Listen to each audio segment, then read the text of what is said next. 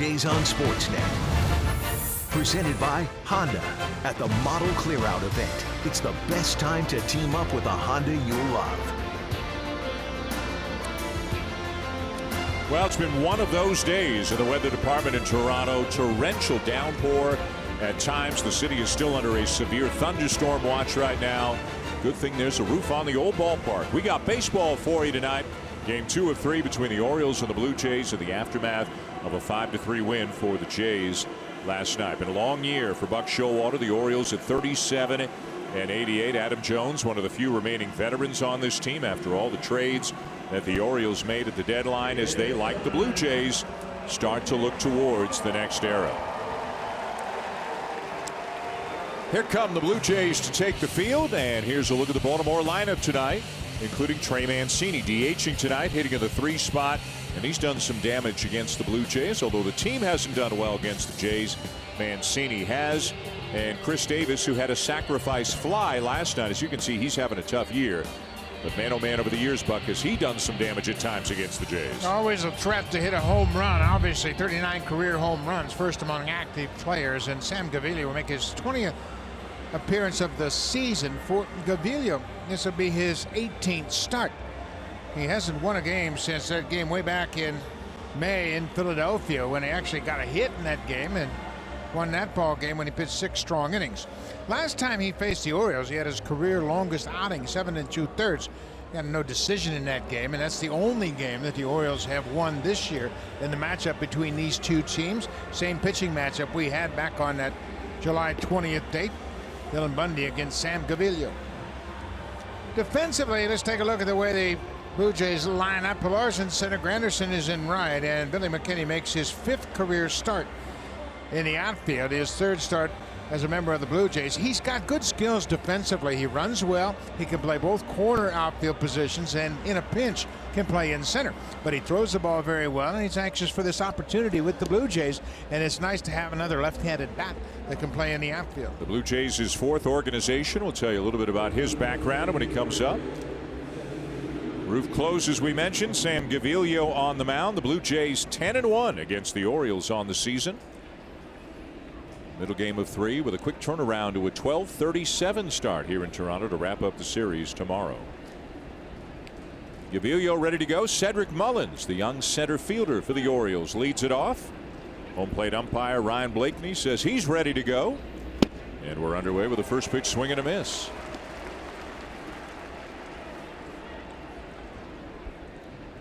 Mullins made his major league debut 11 days ago, August the 10th. He's hitting .343 in the big leagues. A lot of good movement on the first 2 pitches from Gaviglio. Mullins has some speed, stole 21 bases in the minors this year, had 48 extra base hits. He's become their center fielder, with Adam Jones moving to right field. A little chopper out in front of the plate. Luke Maile with lots of time.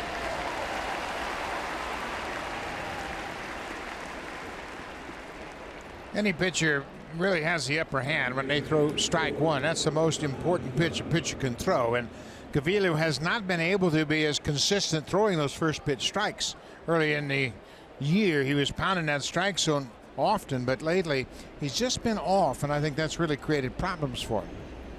And obviously, without overpowering stuff, got to have the good command, as he well knows. Here's Jonathan Villar, the former Milwaukee Brewer, hitting .269 of the season. Had a couple of stolen bases last night, and with an exaggerated leg kick. I mean, I assume he was taken all the way on that pitch. You can't hit like that, but he had that right leg almost over the plate when the pitch was coming in. Yeah, you can see the difference in the leg kick in pitch 1 and pitch 2. And he went up there just saying, I'm going to take a look at Gaviglio. Villar has not faced him in the past.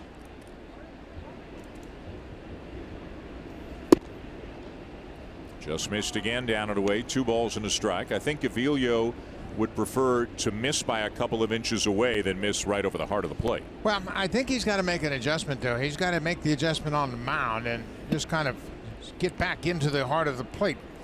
Even though he doesn't throw hard, you still have to throw strikes. And yeah, you want quality strikes, but he's not been able to make the adjustment to get that ball into the strike zone in this at bat to Villar. In there, it's a full count. Trey Mancini waiting on deck for the Orioles. The Blue Jays winning 5-3 last night on the strength of 2 home runs from Kendrys Morales. Marco Estrada picking up the win. A good job by the bullpen as well. 3-2 and a swing and a ground ball to the right side. Racing to his left. Evan Travis back in the lineup tonight. And he makes the play. 2 down. Well, you see Sam Gavilia is not overpowering 88, 89 with the fastball, but he relies an awful lot on the movement and location. 58% of the time he's going to throw the heater. Then he's going to throw his slider. But in order for that slider to be effective, he's got to throw strikes with his fastball, and that will get the hitters to swing. He's got a split grip changeup that he throws, and it can be effective. He doesn't throw too many curveballs. If you figure he throws 100 pitches in the game, he might throw 6 curveballs in an outing.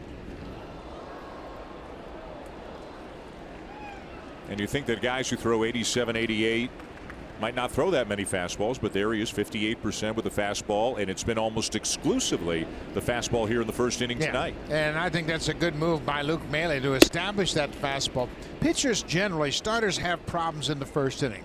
They're trying to get their emotions under control. They're trying to make the adjustments between the bullpen mound and the game mound, and now they're facing the top 3 hitters in the lineup. This is always a challenge in the first inning. Ground ball down to third. Aledmus Diaz across the diamond. It's a 3-up, 3-down inning. 3 ground ball outs for Sam Gavilia here in the top of the first.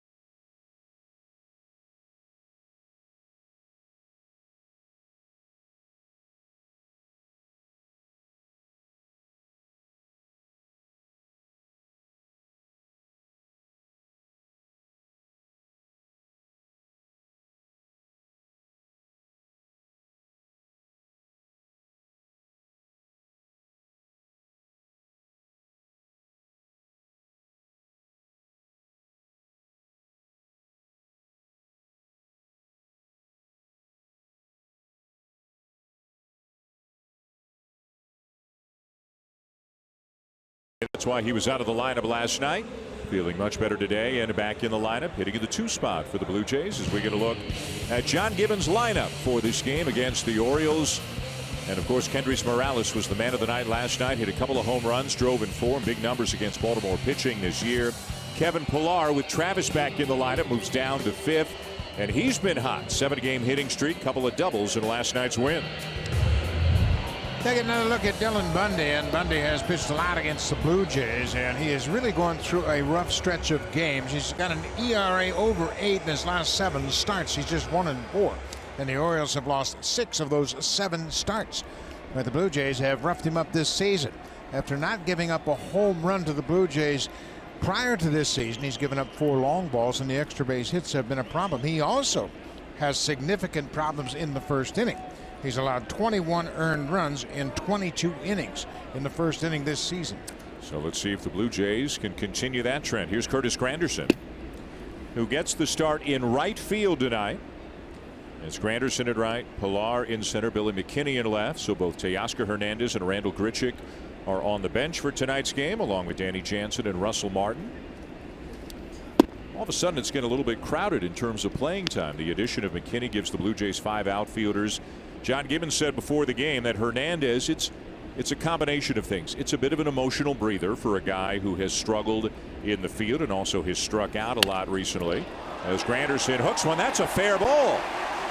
It'll bounce off the short wall and out to Jones and right. Granderson on his way to second, and in there with a double. Well, we mentioned the problems for Bundy in the first inning, and we referenced it in talking about Sam Gavilia in the top half of this inning. Starters have a challenge to get into the rhythm and the flow of the game. He fell behind Granderson. He comes in with a fastball, and Curtis is able to keep it fair just inside the line. For Granderson, that's his 21st double. And it's another great opportunity for the Blue Jays to jump out early against the Orioles.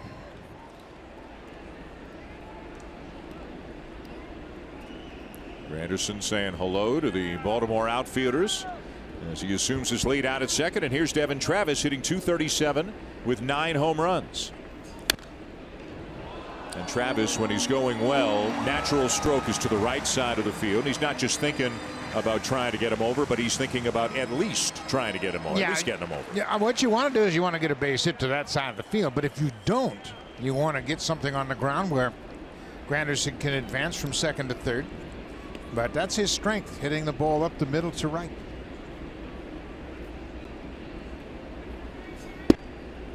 Takes a breaking ball for a strike, and he's in the hole 0-2. And now the game plan changes a little bit. Now you just go into battle mode and try to put something in play. No, I think this is where you really switch to hitting the ball on the ground on the right side. You got 2 strikes. You're in the weakest position as a hitter, 0-2. Now you really got to battle. Just put the bat on the ball and move the base runner. And no surprise, they come in on him, try to jam him. Little pop up is dropped. VR can't make the play. Granderson has to hold, obviously, but safe at first is Travis.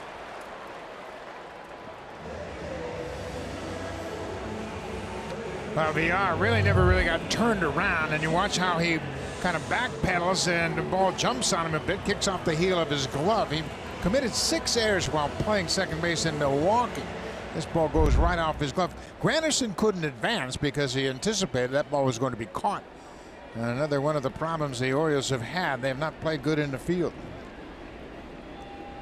Haven't gotten official word. I agree with you. It's got to be an error, but we haven't heard yet. Now it is. We are told it is an error. So first and second, nobody out for Justin Smoak. And an overhand curveball at 74 drops in for a called strike. Smoak went 0 for 2 with a couple of walks last night. He's now walked 70 times on the season. 5th in the American League. That's why he's got that on-base percentage of .365. And he's 4 for 11 in his career against Dylan Bundy.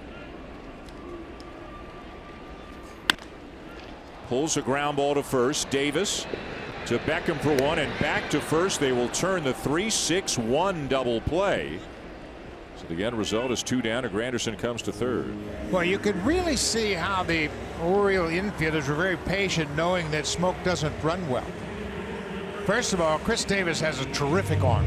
He is very accurate and a very strong arm, so he knows he's got some time. He gives Beckham a good feed, and then Beckham too takes his time, and there's Bundy waiting for the throw at first. It's all about knowing who your base runners are, and they did a good job of executing that double play. So now Bundy with a much better chance of getting out of this than it looked like just moments ago, but he's got to deal with Kendrys Morales, who continues to be a hot hitter for the Blue Jays. Hit 2 fastballs out of the ballpark last night. Home runs number 15 and 16 on the season. He hit 1 good, 1 not so good. But they both counted. Yeah, the not so good went just far enough. I saw him looking at the bat in the aftermath of the first one. Looked like he just might have chipped it right at the end of the bat because he got the ball down towards the end. And he's got a base hit into right field. Interesting, no shift from the Orioles, and that's the difference there between a third out and an RBI single. Absolutely different than what we saw last night with Morales hitting, and it's a little surprising because everybody plays him to shift. Watch where the second baseman is, VR. Normally he is in right field, but he's playing basically straight away at second, and that ball gets by him easily. But most of the time the defenses, no matter who the team is, play Morales to pull the ball on the ground, and that second baseman will be in shallow right field. And again, Smoak too, when he hit into the double play, Beckham came from the left side of the infield across the bag, took the throw, so they really didn't have a shift on against Justin Smoak either. Kevin Pillar takes inside. Pillar at .257 on the season, hot recently, as we mentioned, that 7-game hitting streak, 12 hits in those 7 games. Has always been a streaky guy.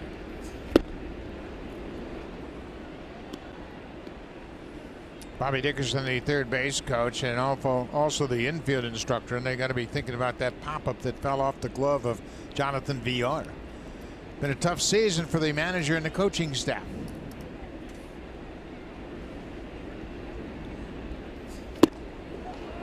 Now the breaking ball swung on and missed, 1-2. Mentioned Bundy's ERA in the first inning coming into this game, 8.59. It's the third. He's the fourth highest ERA in the first inning. Tyler Anderson, Herman Marquez, and Steven Matz, the only pitchers with a higher ERA in the first inning. To left center field, but it's hanging up. And a near collision out there, but John Andrioli, the left fielder, makes the catch, and that's all. Kendrys Morales finds a hole with a ground ball to the right side and picks up another RBI. At the end of one, the Blue Jays with a 1-0 lead.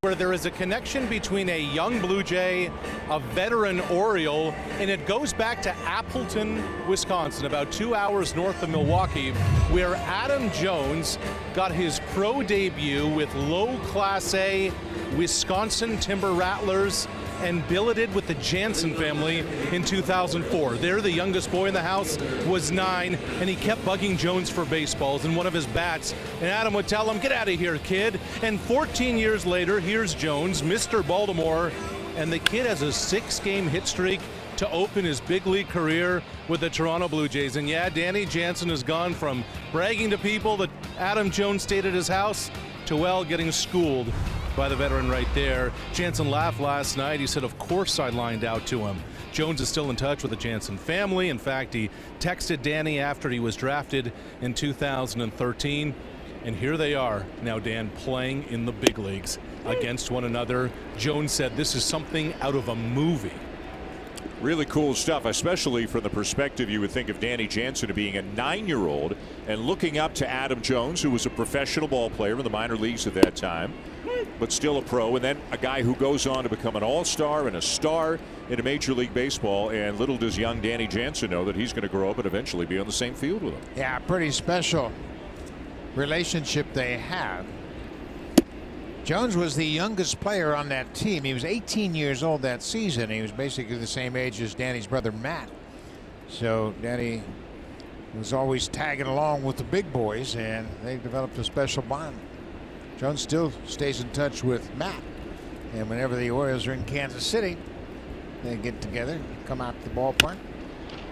And a base hit through the right side for Jones to begin the top of the second. Gaviglio got 3 outs on a ground outs in the first. Not a bad pitch there, in on the hands of Jones. He just kind of inside outed it to right field. You see how he got underneath that ball a little bit and ran flat instead of going down, and that enabled Jones to cut it into right field. Sam got 3 ground ball outs in the first inning, and he'll take another ground ball right here with Jones at first. And Chris Davis, the batter. Davis hitting just 165 on the season. Always a power threat. He's got 15 home runs this year. He's hit as many as 53 in a season, but that goes back a few years. Did hit a home run off Gaviglio on July the 20th in this ballpark.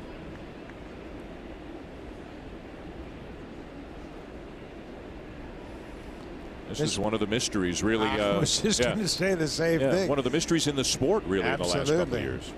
To have a guy that was such a dangerous hitter struggling to make contact. And yeah, he struck out a lot, even when he was the home run champ. He's a two-time home run champ. But boy, it's been a real struggle for him coming into this game, batting .165. But he's always been a pain in the Blue Jays side. 39 career home runs. OPS over the last 4 years has gone from 923 to 791 to 732 to 553 this year for Chris Davis, as you get a look at Renato Nunez waiting on deck. But he is strong. If he makes contact, it can go a long way. 3-0 the count. Shift on. 53 homers in 2013, 47 in 2015. Different infield than last night, with Travis back in the lineup at second. Ureña's at short tonight. Diaz at third. And Gaviglio battling back to 3-2. Yeah, it's very difficult for Gaviglio to pitch from behind because he doesn't have that electric fastball that he could make a mistake with. He has to really make his pitches and move the ball in and out. He's made 2 good pitches with those last 2. It's always been the book on Davis. You could get him inside, even if you didn't throw in the upper 90s. Right there. That's where you got to keep the ball on. He's a big guy that likes to extend his arms out over the plate, and that's why he's got so much power out over the plate. When you look at strikeouts since 2012, Chris Davis has 1,317 strikeouts, 200 more than Justin Upton. Stanton's in that leaderboard, and Ian Desmond of the Rockies as well. But Davis, far and away the leader in the strikeouts.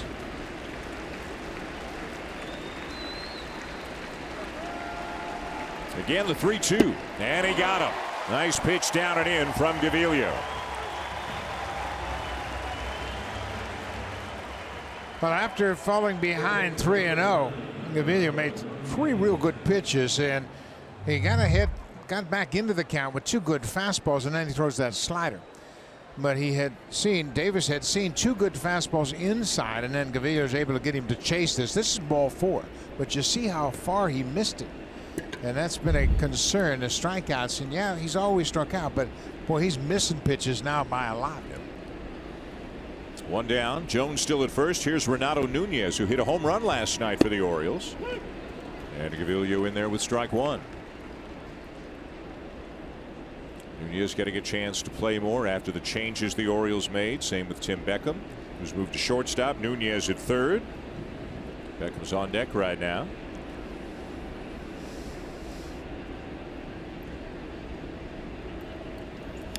The Orioles are on pace, Buck, if they stay at the same winning percentage they're at right now, to have the worst record they've had since they moved to Baltimore,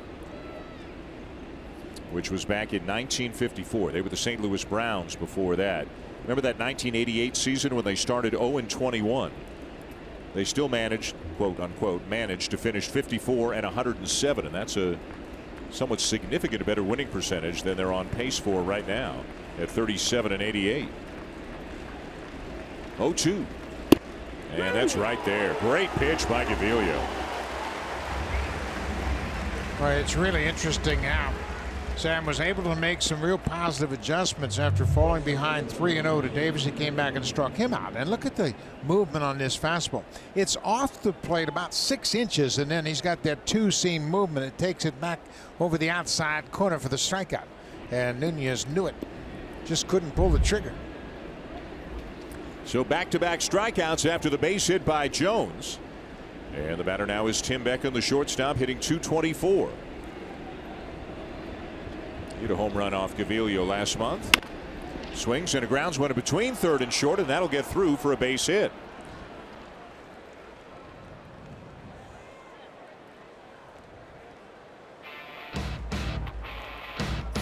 Take on any project with Home Hardware. Proud partner of the Toronto Blue Jays. Here's how.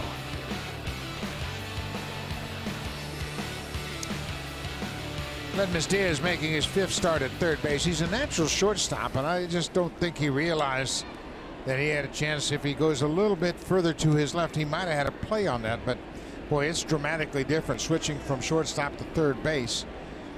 everything happens so quick at third base. It's all about positioning and that first step quickness. Here's John Andrioli now with 2 on and 2 out. Andrioli was claimed on waivers from Seattle, began his professional career in the Cubs organization, a little bit of time with the Mariners. Hit 287 at AAA for Seattle this year before being claimed on waivers. And again, a younger player getting an opportunity to play and try to find his way into the future for the Baltimore Orioles. Back to what you were saying about Diaz. You could easily tonight have Diaz at short and Urena at third. They've spotted Urena at third, but it looks like in so many different cases, whether it's Diaz, Urena, Gurriel when he comes back, the Blue Jays are trying to find out just how versatile they can be, who can do what, who can help them in a variety of different ways. Yeah, and they've got a lot of the same types of players, not only here in the big leagues, but down in the next 2 layers in AAA and in AA. You take that a little bit further down in Dunedin, Kevin Smith is a shortstop that he's another one of those offensive middle infielders. The Blue Jays are loaded with middle infielders, and they're good offensive players as well. So I think they're trying to figure out how much versatility they have. And here's another one that's just 26 years old, and Brendan Jury is a guy that they really want to see. Third base, second base is 2 primary spots. But you can put him at short in a pinch. You can put him in the outfield as well. Well, I think what they're trying to do is find out who can stand out as an everyday player, no matter what the position is. I think Urena is a natural shortstop. Diaz is a natural shortstop. Travis is a second baseman. He's the one that probably has the least versatility. He plays second. Russell Martin plays third now, of course. But you know what? And you talk about versatility. I think that, well, you mentioned Biggio is going to go to the fall league and play some left field. Not for a position change, but just to develop a little more versatility. Just to see if it's something he can do. Talking to Billy McKinney before the game, and he can play some first base. He said actually if he hadn't gotten hurt in the second game of the season here when he was with the Yankees, that he had been told he was going to start at first base in the third game of the season. Up the middle, off Gaviglio, bounces to Urena, bare hands, fires and doesn't get him. And the bases are loaded. Boy, what a good play that Urena made. That ball hit Gaviglio in the foot, and it caromed toward Urena, who was going toward the middle because that's where the ball was headed. But then it hit Gaviglio. He has to change directions. Watch Urena. He's going to go up the middle anticipating the ball. Then he's got to change directions, and then he bare hands and still gets enough on it to make it close. Andrioli runs well, but a nice play. You're talking about talented middle infielders. The Blue Jays have a lot of them right now. But it goes as a base hit for Andrioli, and that loads him up with 2 down for Caleb Joseph. The catcher and number 9 hitter starting in his second consecutive game, went 1 for 4 with an RBI double last night. Big early moment here for Gaviglio. Strike 1. That is such an important pinch, as we mentioned earlier, and now Joseph has to open up his strike zone a little bit more, and that's when he becomes vulnerable to that good slider.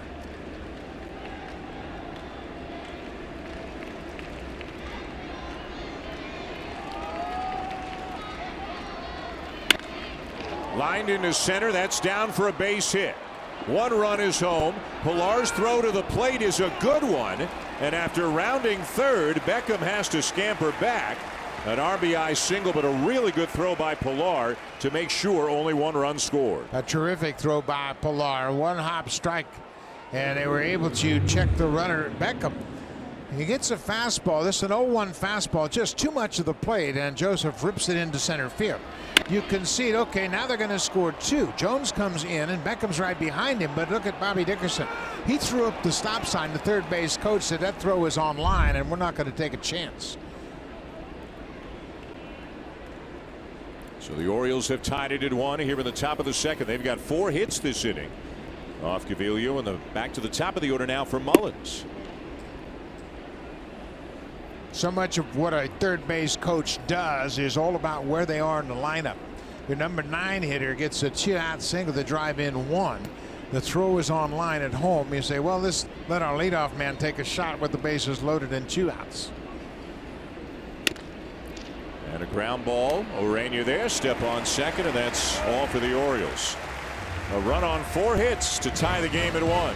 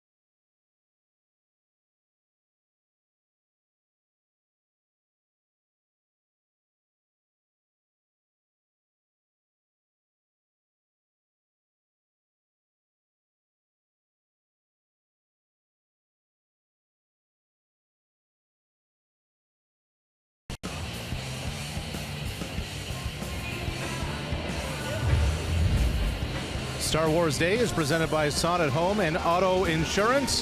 The first 20,000 fans on Saturday, September 8th, will receive an R2-D2.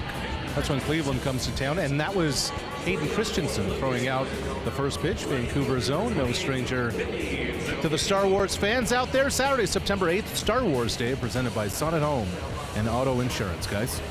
All right, Arash, thank you. Hayden Christensen was young Anakin Skywalker. Bottom of the second, tied at 1, and here's Billy McKinney, one of the newer Blue Jays, former first-round pick by Oakland back in 2013. Born in Dallas and is now in his 4th organization. Has been involved in some trades. He went from Oakland to the Cubs in a trade for Jason Hamill and Jeff Samardzija back in 2014. Then he went from the Cubs to the Yankees and the Aroldis Chapman deal, and then he went from the Yankees to the Blue Jays in the J. Happ trade. And I asked him before the game today, how'd you find out about the deal? And since it's 2018, the answer was social media. He hadn't had an inkling. He hadn't heard rumors. He looked at his phone, he saw it, and he said moments later Brandon Drury texted him and said, did you see? Because they were both in the same deal. And he said he's happy for the opportunity. Obviously, the injury played a part in his situation this year with the Yankees. And he's just hoping to help the Blue Jays in any way he can, play whatever position he can, as he pops one up to Beckham, 1 down. Yeah, he's an interesting player because of his speed, his versatility. He's going to turn 24 in a couple of days, August 23rd, and he has speed, and that's one thing that has been sorely missed in this Blue Jays organization is foot speed. They just don't have a lot of foot speed in their organization, and Billy McKinney brings that tool to the organization. Here's Aledmys Diaz. You made a point a little bit earlier, though. It's nice to have another left-handed bat because the Blue Jays are heavily right-handed. Hernandez, Grichuk, Pilar, all right-handed batters. Guerrero, who's going to be here next year, righty. Jansen is a righty. Travis is a righty. Diaz is a righty. Drury is a righty. On and on and on. And, you know, Granderson will probably be somewhere else next year, so that takes a left-handed bat. Now, whether McKinney's an everyday guy or a bench guy or a platoon guy, we don't know yet. But, boy, you like to have at least a couple of left-handed bats in that lineup. Yeah, and it's a real hard commodity to find. And if you look down the depth chart in this system, Reese McGuire, catcher's a left-handed hitter. Rowdy Tellez, the first baseman's a left-handed hitter. Then you've got Biggio at Double-A. He's a left-handed hitter. And way down in Vancouver, you got Conine. Deep drive to left field off the bat of Diaz. Gone! Just enough to get it over the fence to give the Jays the lead.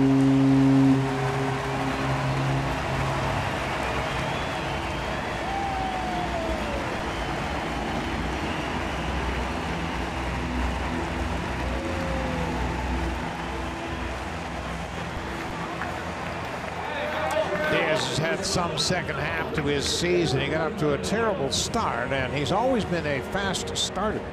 And you can see Buck Showalter's expression tells you all you need to know. That's the 16th home run of the season for Diaz, just one off his career high. He hit 17 with the Cardinals in 2016 and was an all-star.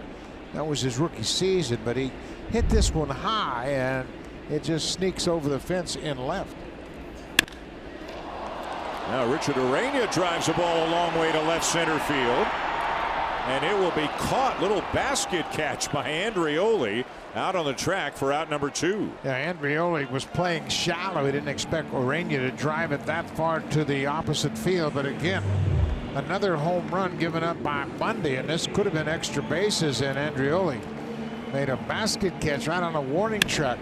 Urania, not known for his opposite field power, hits this one a long way just in front of the scoreboard in left field. The 31st home run given up by Dylan Bundy this year. That's the most in the big leagues. There's Luke Maile, the new Papa, second day back, first time back in the lineup since the birth of his daughter a couple of days ago. In fact, he and Sam Gaviglio are probably a sleep-deprived battery right now, because Gaviglio's got a baby. His wife gave birth to a daughter a couple of months ago. Yeah, both new dads, and it's pretty cool. They're both in the lineup tonight. Luke was just most recently away on that paternity leave. Bundy drops that curveball in there, and we talk about the extra base hits. He gave up a double to Granderson in the first, and now a home run to Diaz here in the second. Strike 3 call. And that'll be all for Maile and the Blue Jays in the second, but they have reclaimed the lead. Aledmus Diaz lifting a fly ball to left field, just enough to get it over the fence. 2 on Toronto at the end of 2.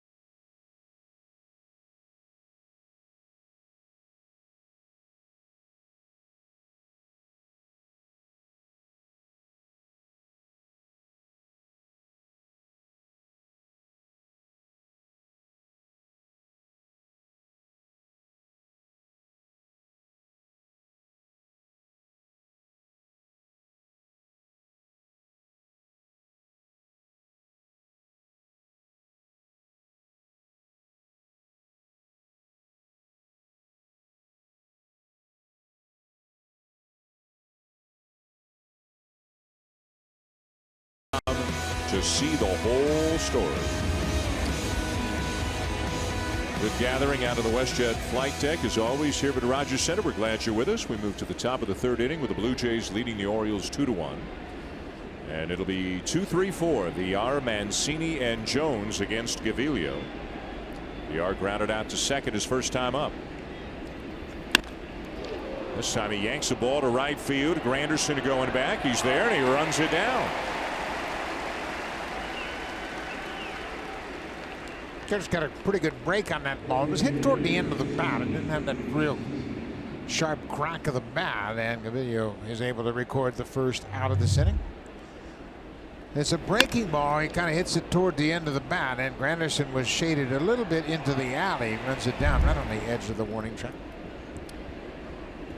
So 1 pitch, 1 out for Gaviglio. And now a strike near the bottom of the zone to Trey Mancini, who grounded out to third his first time up. Mancini DHing tonight. Chris Davis is at first. And Gaviglio, you can see, came out of his delivery a little bit there and missed badly down and away. A ball and a strike. Marco Estrada last night. Gaviglio tonight. Thomas Pannone will make the start tomorrow afternoon.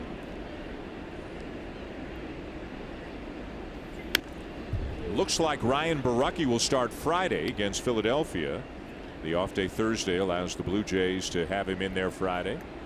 There's Borucki on the left, and the latest on Aaron Sanchez, Pannone there on the right. The latest on Aaron Sanchez after his outing last night in the minors is that he may come and throw a side session here on Thursday.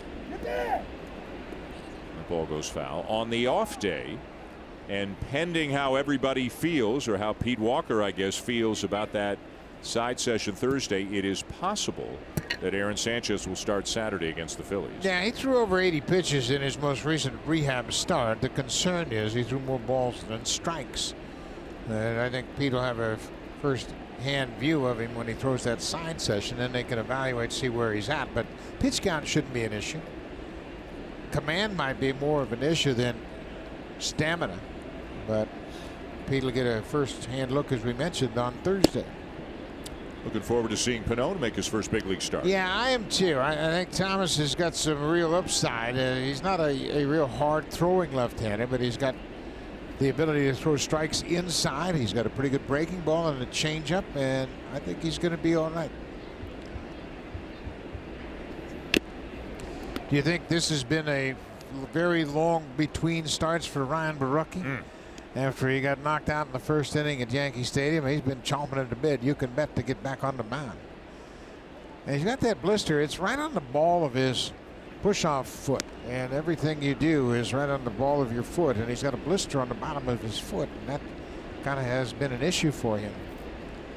Of course, he was kind of reluctant to say anything about it early on. But he and Pannone actually talking about pitching a little bit. Good to see all these guys coming up together.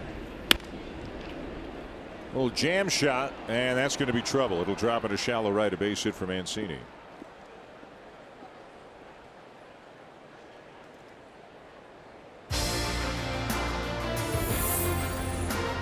The 2018 Honda CR-V, where style and versatility come together.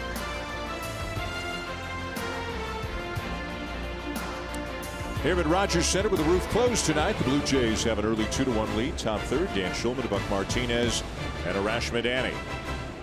Here's Adam Jones at a base hit, scored the Orioles run in the second.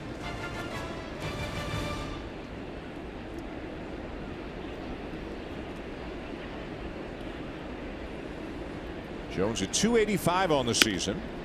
He swings at the first pitch. Travis out, Pilar in, and Travis there to take a 2 down. You know, we talked about Borucki and Pannone, and it was interesting before Pannone got here, when Jay Happ was still here. Every time we took a shot at Borucki in the dugout, he was with Jay Happ. Well, Jay Happ's gone right now, and obviously, you know, back to Arash's theme about Star Wars a little bit earlier. You know, maybe their Yoda may have left, but now they got all these young Jedis here in the dugout, and these two kids are hanging out together. Ryan Borucki's got all the attributes of being a leader eventually, and he's one of the guys that he'll talk a good game. When he was in the minors, he was kind of the leader of his respective starting staffs, and they really expect him to kind of be the lead dog here for a while.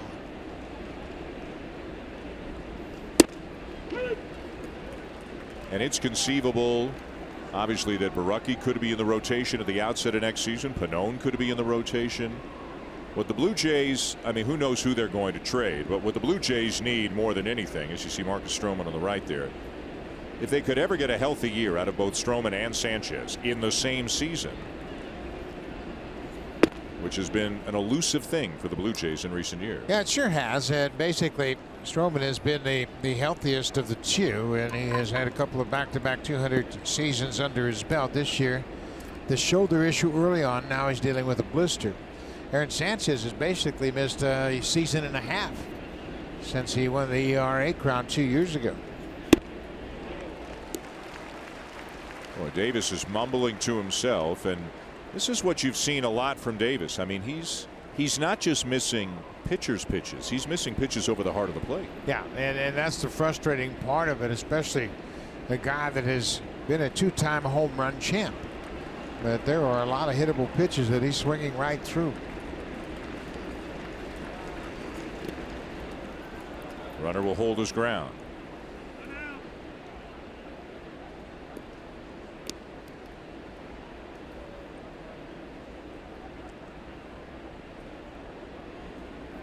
And there was a time when Chris Davis and Adam Jones, you couldn't get them out when they were here at Rogers Center, neither one of them, and they were always a threat to hit a home run, have a big series.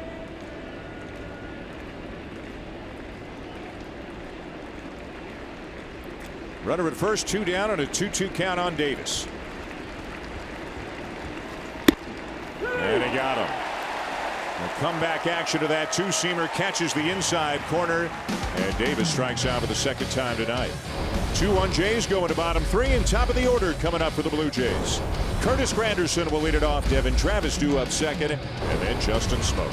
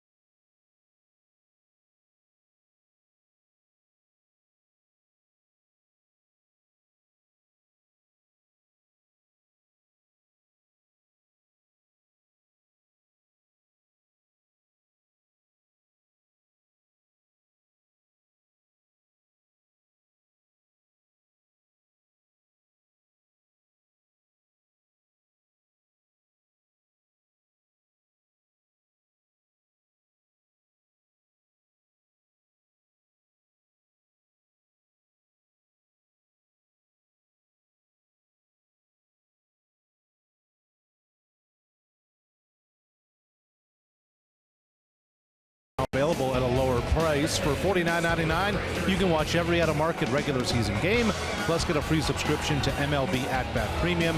Blackout and other restrictions apply. Visit MLB.tv to take advantage of this special offer. Guys. Thank you, Arash. Curtis Granderson is up.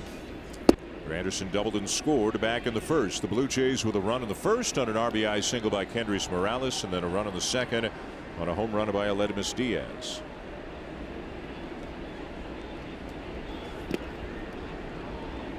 Still a chance, of course, that Granderson gets moved in the next 10 days. If a contender is looking for a veteran outfielder, maybe at this point for a contending team, maybe you just a bat off the bench, especially if you're a National League team. But the dealing may not be done yet. Well, today the Cardinals picked up Matt Adams, their former first baseman. They got him back from the Washington Nationals, and Daniel Murphy went from the Nationals to the Cubs. So people are still wheeling and dealing. There's another base hit for Granderson. He's 2 for 2. Yeah, Washington, a very, very disappointing season for them, and they make a couple of trades, and everybody wondering if perhaps Bryce Harper will be traded. The Murphy deal to Chicago is interesting. Obviously, that's a great pickup for the Cubs, but I think what it also says is they're worried about Chris Bryant right now. He's on the DL with a shoulder injury. They can put Murphy at second, and they can just move Javier Baez to third in Bryant's spot. You could play Javier Baez anywhere. He could play center field for you and still be an impact player. Devin Travis reached on an air, a drop pop-up by Jonathan VR.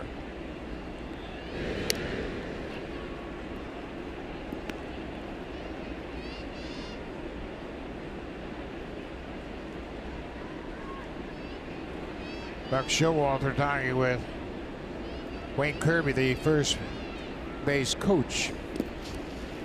Buck's always got his eye on the field, always looking for something that might help his club, or maybe he spots something in the other team that he might be able to take advantage of. He likes his coaching staff. He likes the way that they're all engaged. John Russell's a former manager. Wayne Kirby's the first base and outfield coach, and a real drill sergeant. He keeps everybody in line. I wonder if John Gibbons is thinking hit and run here. He likes to do it with Travis. Travis likes to have it put on. And the Orioles may be wondering if something's up as well. Yeah, I think that's what Kirby is looking at, whether or not he can pick up a sign. Maybe the first base coach will tip off the runner. Caleb Joseph, the catcher. Not going. Sharply hit ball, but right at the shortstop. Beckham to second one and on to first. Double play. Again, when you have such a hot shot one hopper, you can take your time to turn it, and that's what Beckham did.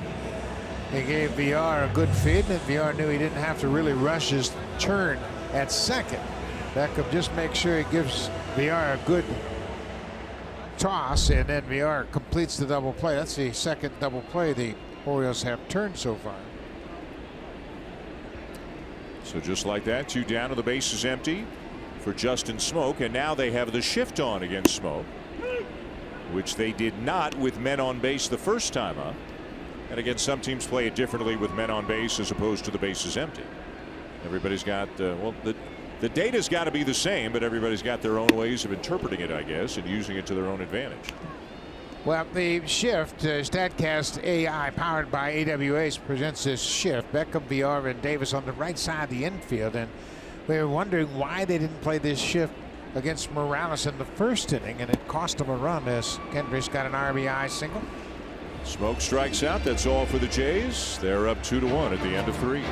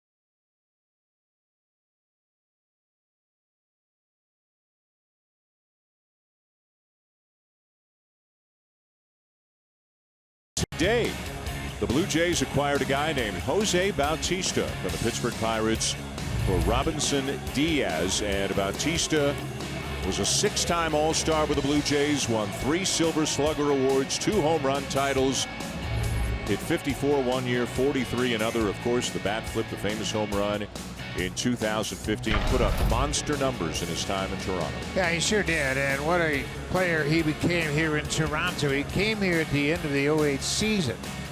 Didn't play much down the stretch, and in 09 he played 113 games, but then he really took off in 10. Obviously, that great season he had in 10, and he could beat you with his bat, beat you with his arm in right field, and who will ever forget that dramatic walk-off home run. And this was the final day that he played here at Rogers Center as a Blue Jay. The fans gave him a terrific ovation and saluted a phenomenal 10-year career for Bautista. He had 288 home runs as a member of the Blue Jays.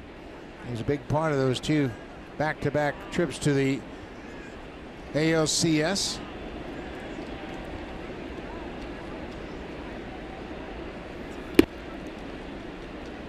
And at some point, when his playing days are done, they'll have a day for him here.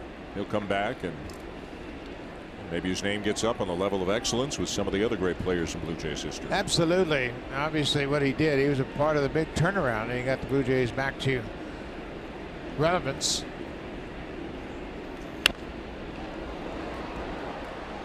A lot of people will never forget what he did for this organization. You can see a lot of fans still wearing number 19 Bautista jerseys. But when he put it together, and then he had that great postseason run. And you remember in Kansas City, hit those 2 home runs in a losing effort in Game 6. Well, he was a one-man show. The Blue Jays just didn't have anybody else that could contribute offensively. Another strikeout for Gaviglio, his 4th on the night. And he's gotten Davis twice and now Nunez twice, and that slider off the plate as Nunez has chased it.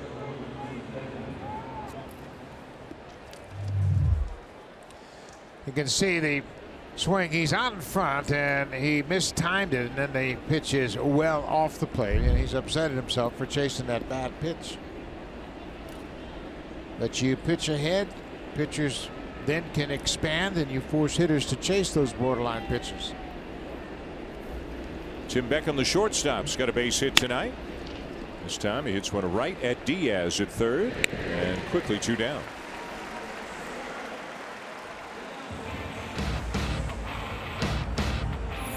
This 4K broadcast is brought to you by the Samsung QLED TV. See nothing else.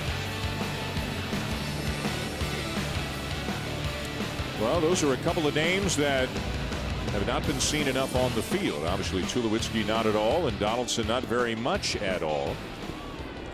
And no updates on either of them today, as we were given an injury update on a number of Blue Jays and how they're progressing. The likes of Drury, Sanchez, and Lourdes Gurriel. A rain out last night in AAA. Gurriel is hoping to get some at-bats in with the Buffalo before returning. And I think they're in a rain delay again tonight. Scranton, Wilkes-Barre, and Buffalo, they are still in a rain delay down there. And they'd love to get Gurriel some at-bats, but if Mother Nature's not cooperating. Doubtful he's back for the day game tomorrow, but it wouldn't be surprising at all to see Gurriel back for Friday against the Phillies. Yeah, there were a lot of people that felt like he was good enough to go, bring him right back to the big leagues after a couple games in AA, but they felt, well, if we can get him in a couple more games, all the better, and better for the player too. Give him a few more reps before he steps back into the action in the big leagues. Andreoli with a ground ball down to 3rd, ranging to his left. Diaz in a very good throw to get him. And in the inning, 3 up, 3 down. So Sam Gaviglio, Jays up 2-1.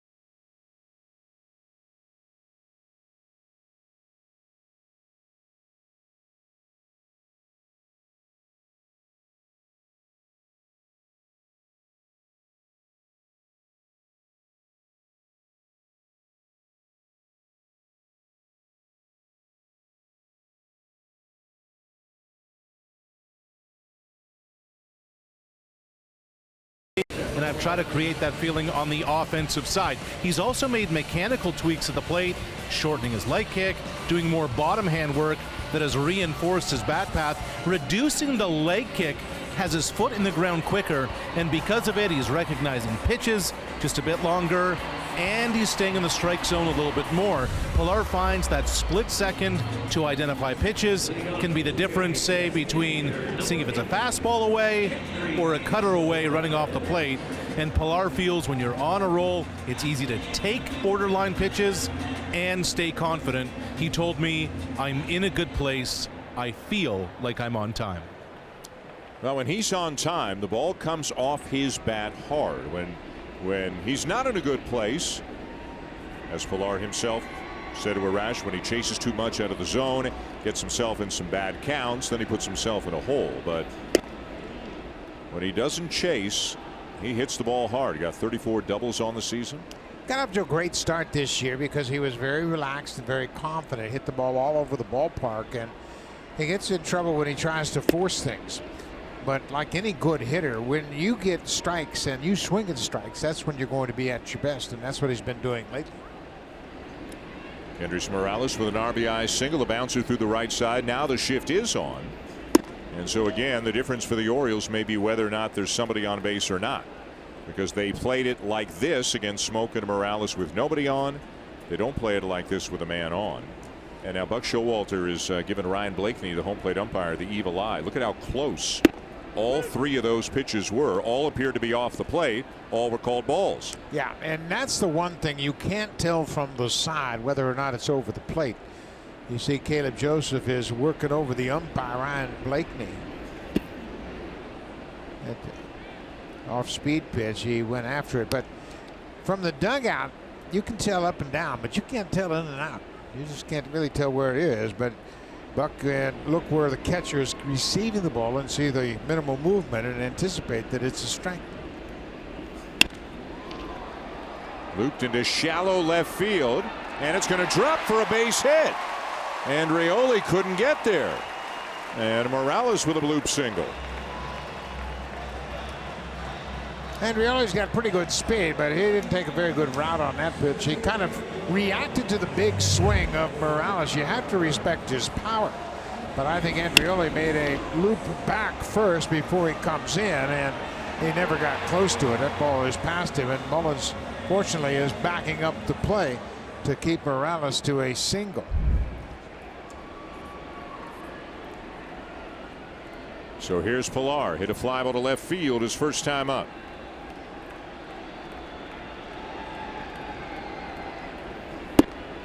And Bundy goes off speed and misses down and away with a changeup for ball one.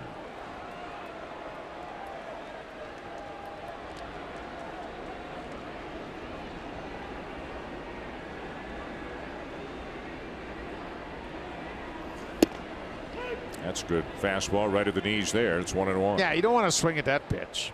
You have an idea, okay, I'm going to get a good pitch hit. That wasn't a good pitch hit, even though it was a strike.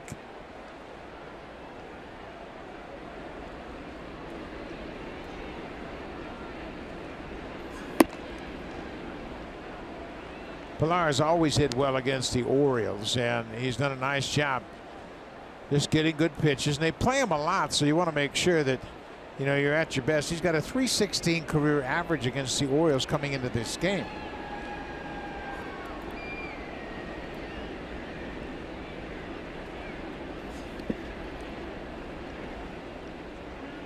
Bundy is just to tick off everything, and we talked about his location being off, and yeah, his velocity is probably down a couple of miles an hour.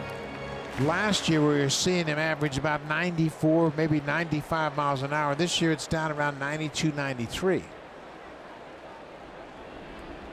Guy who came up with huge hype. Pilar drives it deep left center field, over the head of Mullins.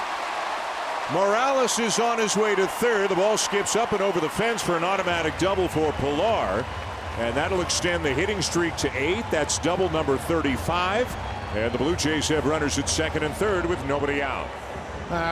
Kevin Pilar has really been racking up the doubles. Take a look at this pitch from Bundy. The super slow-mo cam is brought to you by the Samsung Galaxy S9 and S9 Plus. The camera reimagined, available now. Just another double. Kevin Pilar in his daily double, if you will. Mullins, the center fielder, has good speed, but he's not going to run this one down. And a desperation leap. The ball bounces over the fence. That cost Pilar an RBI because Morales was already almost to third when that ball went out of the ballpark. 35 doubles for Pilar, his career high. 37 set last year. Infield in for the Orioles. And an RBI opportunity for Billy McKinney.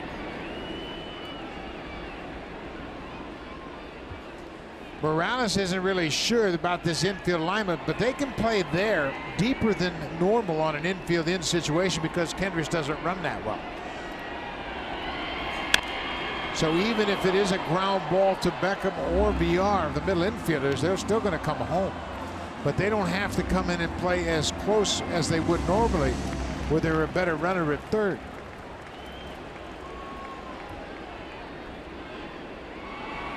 And now, too, because you can play back, it gives you a little more range. McKinney really choking up, just trying to put the ball in play, find a hole, hit a fly ball, bring home a run.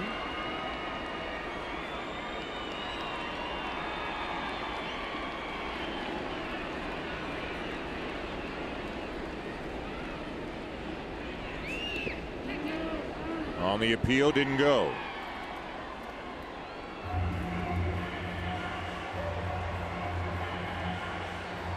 Well, this is one of these spots you're with a new team. All you want to do is just feel like you're a part of the club, and it, earn some equity with your new teammates. Just do something here to help the ball club out. He had a big hit in that 6th inning in Yankee Stadium on Saturday. There have been a couple of runs.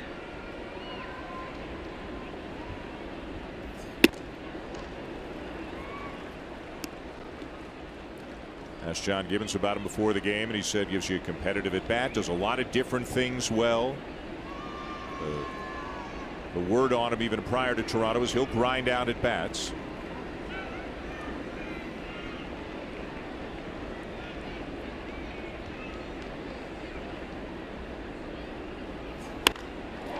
Hooks it to right field, and this ball's going to get down for a base hit. Morales will score.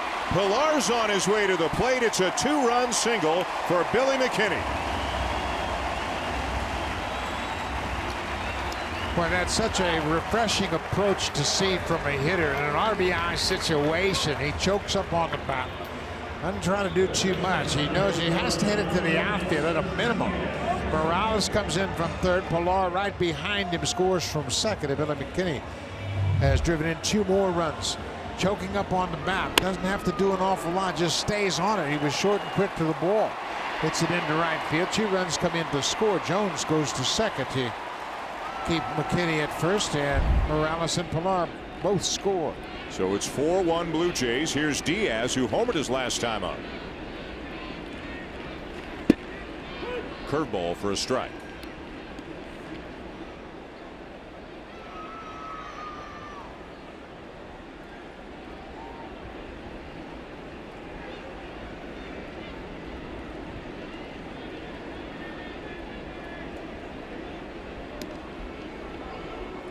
McKinney draws a throw.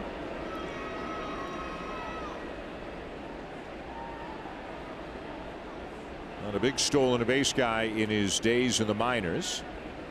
A total of 21 steals in his minor league career, covering 6 seasons. That's interesting. When you have a guy that walks a lot or steals bases a lot in minor leagues, chances are those numbers are going to go down when you get to the big leagues. Catchers don't throw as well. Pitchers don't hold you on in the minor leagues, and obviously pitchers don't have control in the minor leagues. So if you're relying a lot on walks and stolen bases to translate to the major leagues, they don't often do that. You really have to be an exceptional base runner to maintain that rate of stolen bases into the big leagues, because they pay so much attention to the leads, the release times, and your ability to get good jumps.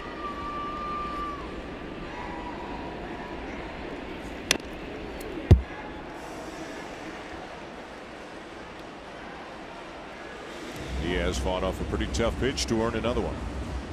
We mentioned he is one off his career high now with 16 home runs. And he's always been a guy that's had a good start to his season. This year was the opposite.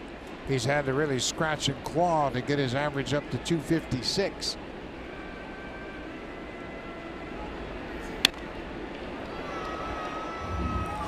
We have talked about this often, but I think he's turned out to be a much better player than the Blue Jays anticipated. He was brought here not to play everyday shortstop, but kind of move around to be kind of a backup for Troy Tulowitzki. But of course, Tulo hasn't played, and Diaz has done an okay job filling in every day.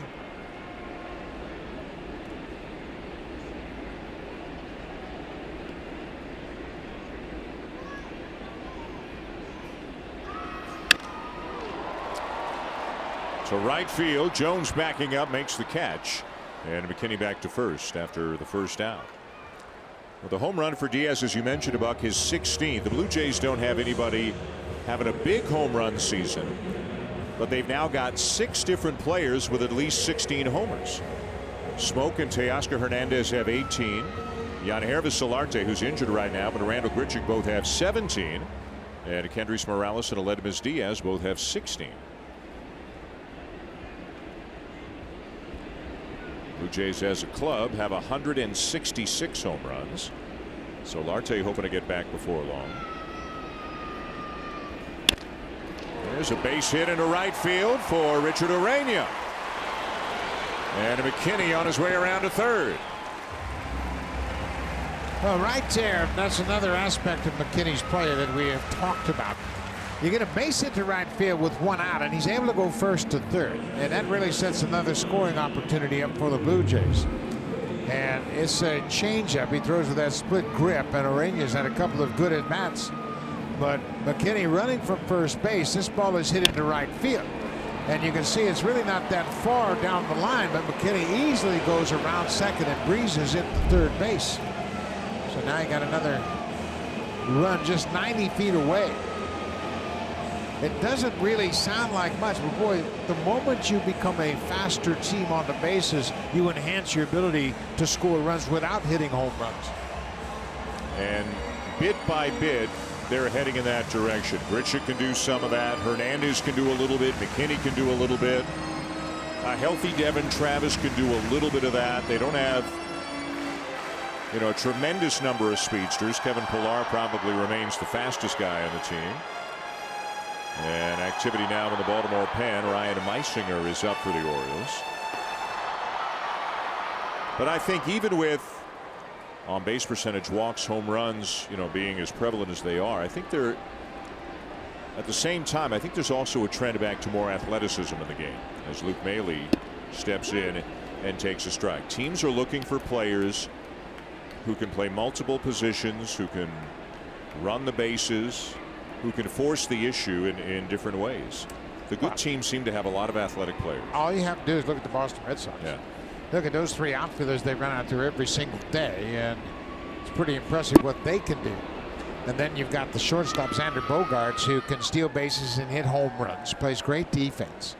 You look at Boston, Cleveland's got athletic players, Lindor and Ramirez, of course. They lead the pack there. Houston is loaded with athletic players, and we're seeing more and more of those types of players in Oakland. 0-2 to Luke Maile with a runner going, a swing and a ground ball to third, and it's going to be booted. Everybody's safe. A run will score. 5-1. An interesting play. The Blue Jays start the runner at first. Maile, of course, doesn't run well. They were figuring if it's on the ground, it's going to be 2. And I think Nunez was going home. I think he recognized it wasn't a true double play ball. It wasn't hit sharply enough. So he was trying to round it, field it, and take a shot at the runner coming home. But McKinney gets a good break, and you can see Nunez just boots it, and all hands are safe. But they started the runner at first. Maile puts the ball in play, and the third baseman can't come up with it. And that's the second error committed denied by the Orioles to make it a 5-1 game. Back to the top of the order for Curtis Granderson. To be exact, it should be fielder's choice RBI for Maile. Error on Nunez, allowing Urania to reach second base. So give Maile an RBI in the play, his 27th on the season.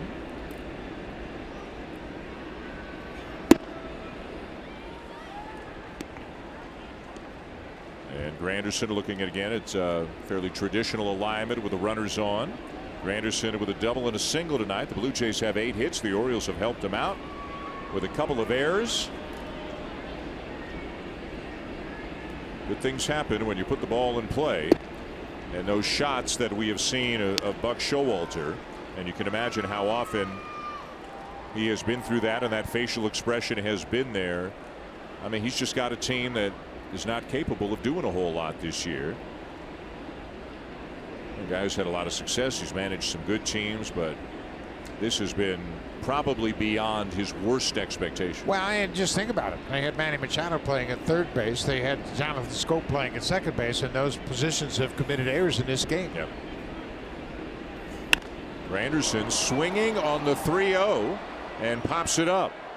Blue Jays have had a tremendous amount of success on 3-0 pitches this year, but not this time. 2 down. Granderson with the green light, 3-0, and he had a pretty good pitch to hit. I mean, that is middle, and he gets underneath it. He's disappointed he couldn't do more with it. You get the 3-0 pitch, you get a green light, get a good pitch to hit, and you get under it. So 2 down. Here's Devin Travis. Reached on an error, then grounded into a double play. A ball he hit sharply, but right at Beckham, the shortstop.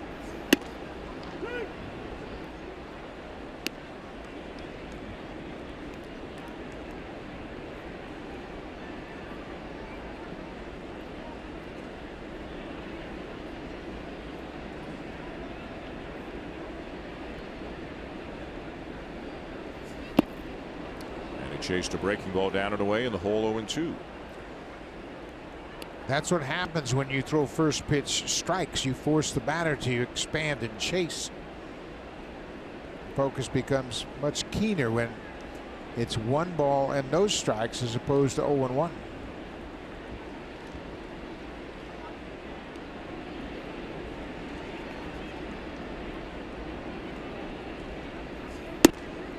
And then strike 3 call. Tough at bat there for Travis. Inning over, but the Blue Jays get 3 and now lead 5-1. Time now for a Blue Jays Central update.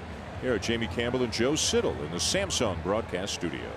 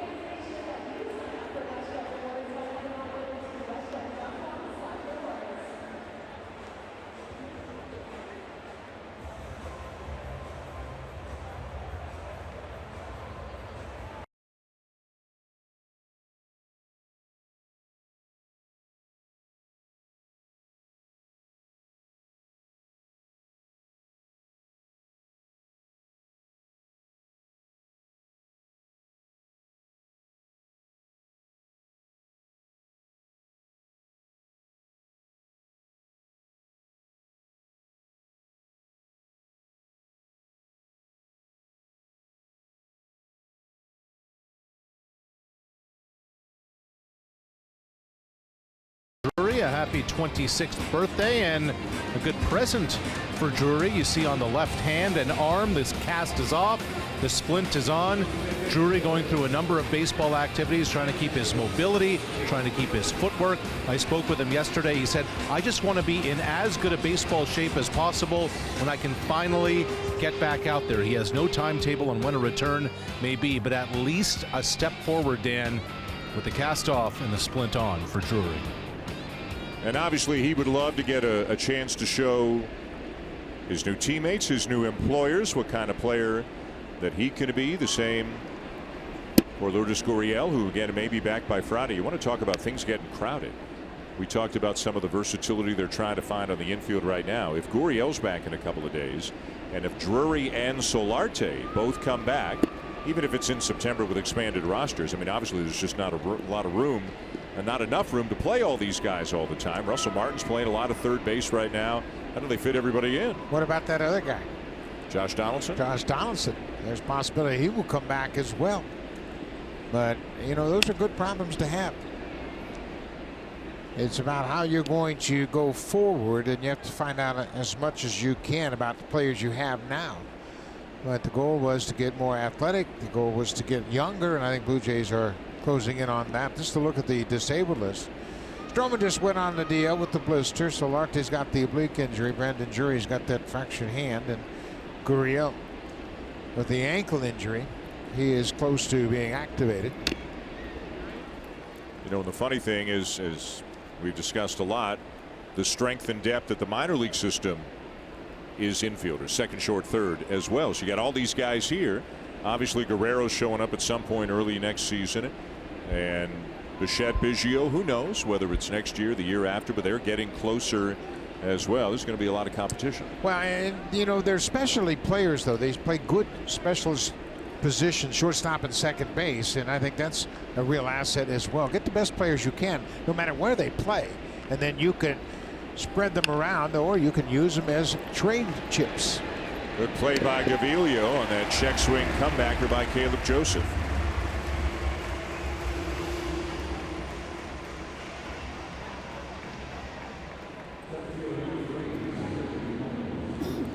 Six in a row retired by Gaviglio now as he has settled in, and now he's pitching with a 4-run lead. He's given up 5 hits on the night. 4 of them came back in the second inning when the Orioles got their only run. The Blue Jays up 5-1 here in the ball game, trying to make it 2 in a row over Baltimore. And Cedric Mullins steps in 0 for 2.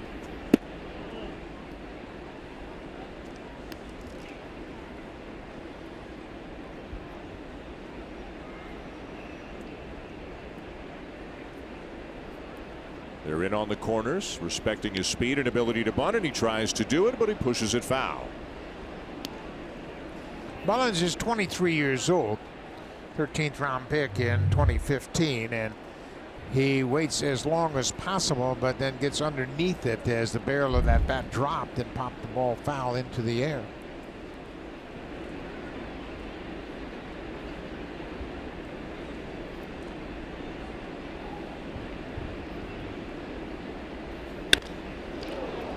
Hit pretty well to right field. Granderson going back, and it'll be over his head, and it's gone. Into the bullpen bench, up above the fence in right field. A home run for Cedric Mullins makes it 5-2.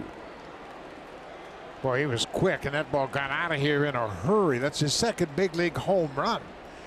Nice short stroke. He shows bunt earlier in the at bat, and then gets a pitch that he can drive, and low line drive, and just over the top of the fence in right field. As he turns on that low pitch, inner half fastball, and he drills it into the bullpen and back onto the playing field. Not a lot of movement in that swing, and he got a lot of barrel on that baseball. Here's VR. Ground ball and a fly ball. 0 for 2 as Mullins has hit his second home run.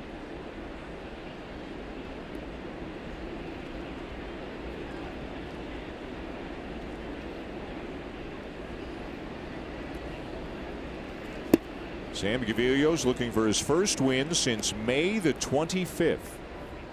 It was his second start as a Blue Jay, when 6 innings, gave up 3 runs in a game in Philadelphia.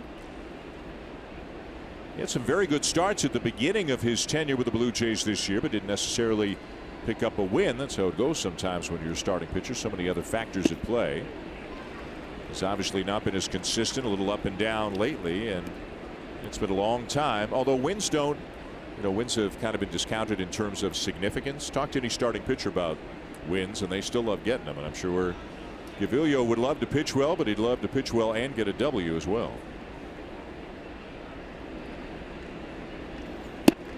Yeah, that's an ongoing argument with the new analytics involved in baseball, discounting the wins. They say there's so many other factors that are involved, but when you look at the championship teams, they're the ones that lead in starters wins every year. Pulls a weak ground ball to the right side, charging and scooping it out of the glove is Travis to get the out. Well, that play is right in front of Devin Travis. He knows how close it's going to be, so he has to flip it with the glove. VR hitting from the left side, hustling up the first baseline. Travis can see how close he is and just flips it to Smoke, just ahead of VR, reaching first base with that head first slide.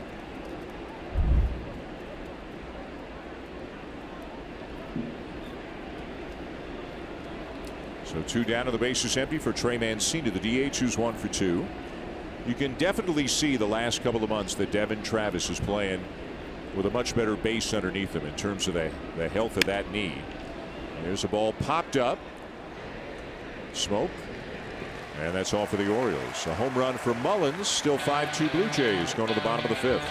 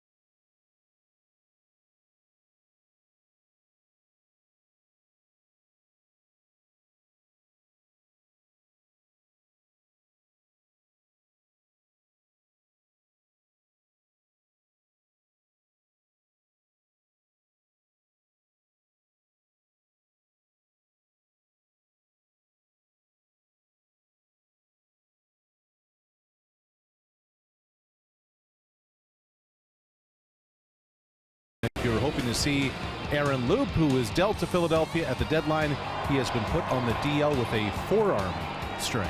Dan? Well, the Phillies in a battle with the Atlanta Braves, of course, atop the National League East. The Washington Nationals deep in third as Smoke goes the other way and he hits it out. First pitch swinging opposite field home run. Justin Smoke, and it's 6-2.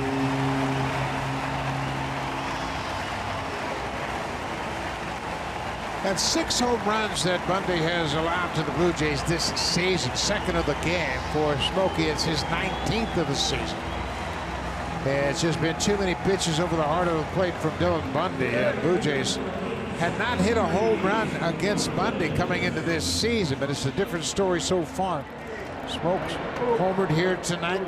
Diaz is homered off Bundy. That's 32 home runs he's given up. That's the most in the American League. Up and in, ball 1 to Kendrys Morales. Smoke's got good power all over the ballpark. A big, strong guy, and he stayed on that pitch and drives it over the fence in left. Now a drive to deep left again. Morales hits it out. Back-to-back home runs for the Blue Jays.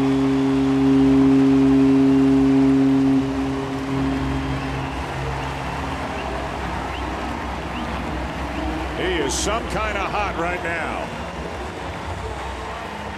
Boy, when you start hitting home runs the opposite field, that's when you're at your best. And Buck Showalter, they can't wait any longer. It's 7-2 Blue Jays and 3 home runs in the ball game.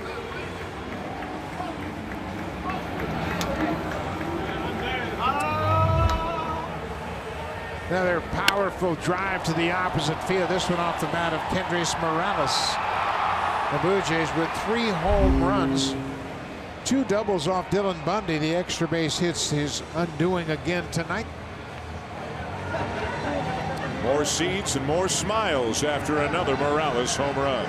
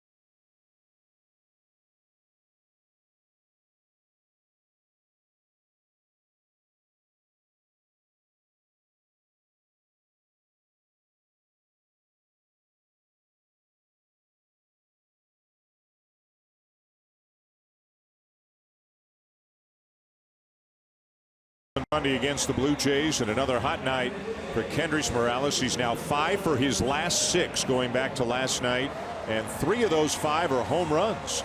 Yeah, 7-2 Blue Jays. Swinging the bat very well, and obviously when he starts hitting the ball the opposite field, that's when he's really locked in. This is Ryan Meisinger, his 6th appearance. He made his major league debut on June 29th after he was called up from AAA Norfolk, a former 11th round draft pick of the Orioles back in 2015. He's 24 years old. The batter now, Kevin Pillar, extended his hitting streak to 8 with a double his last time up. He's 1 for 2 on the night and is up to 259 on the season. Ground ball to short. Big hop for Beckham. 1 down. Here's Jamie with an update.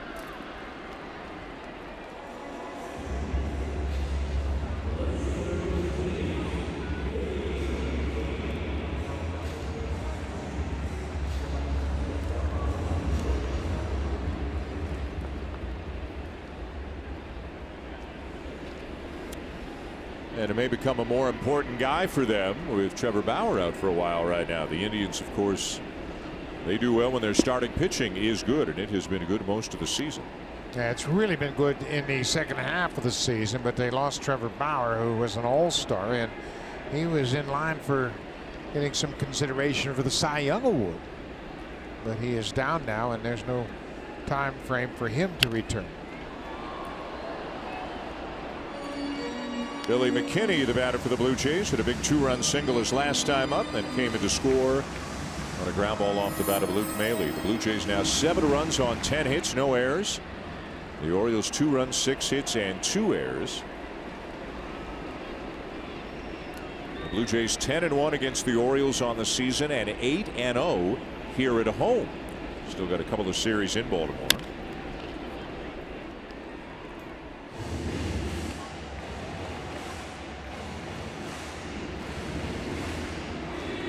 Smoke and Morales talking about opposite field power. Both guys going the other way. You know, Smoke's quietly had a really good season. I mean, some of the numbers don't jump out as much as last year's numbers did. And I don't know that he ever went on a tear like he did at times last year.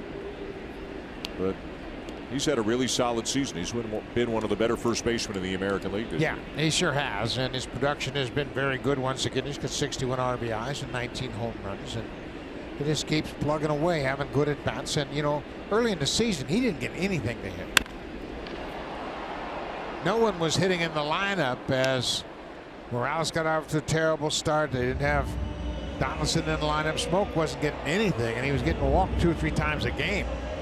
But he was patient enough to stay with it, and the stroke has come around now as some of the other guys around him are starting to swing the bat much better. And it's not an accident that Smoke is starting to hit because Morales is starting to hit, and Morales is behind him.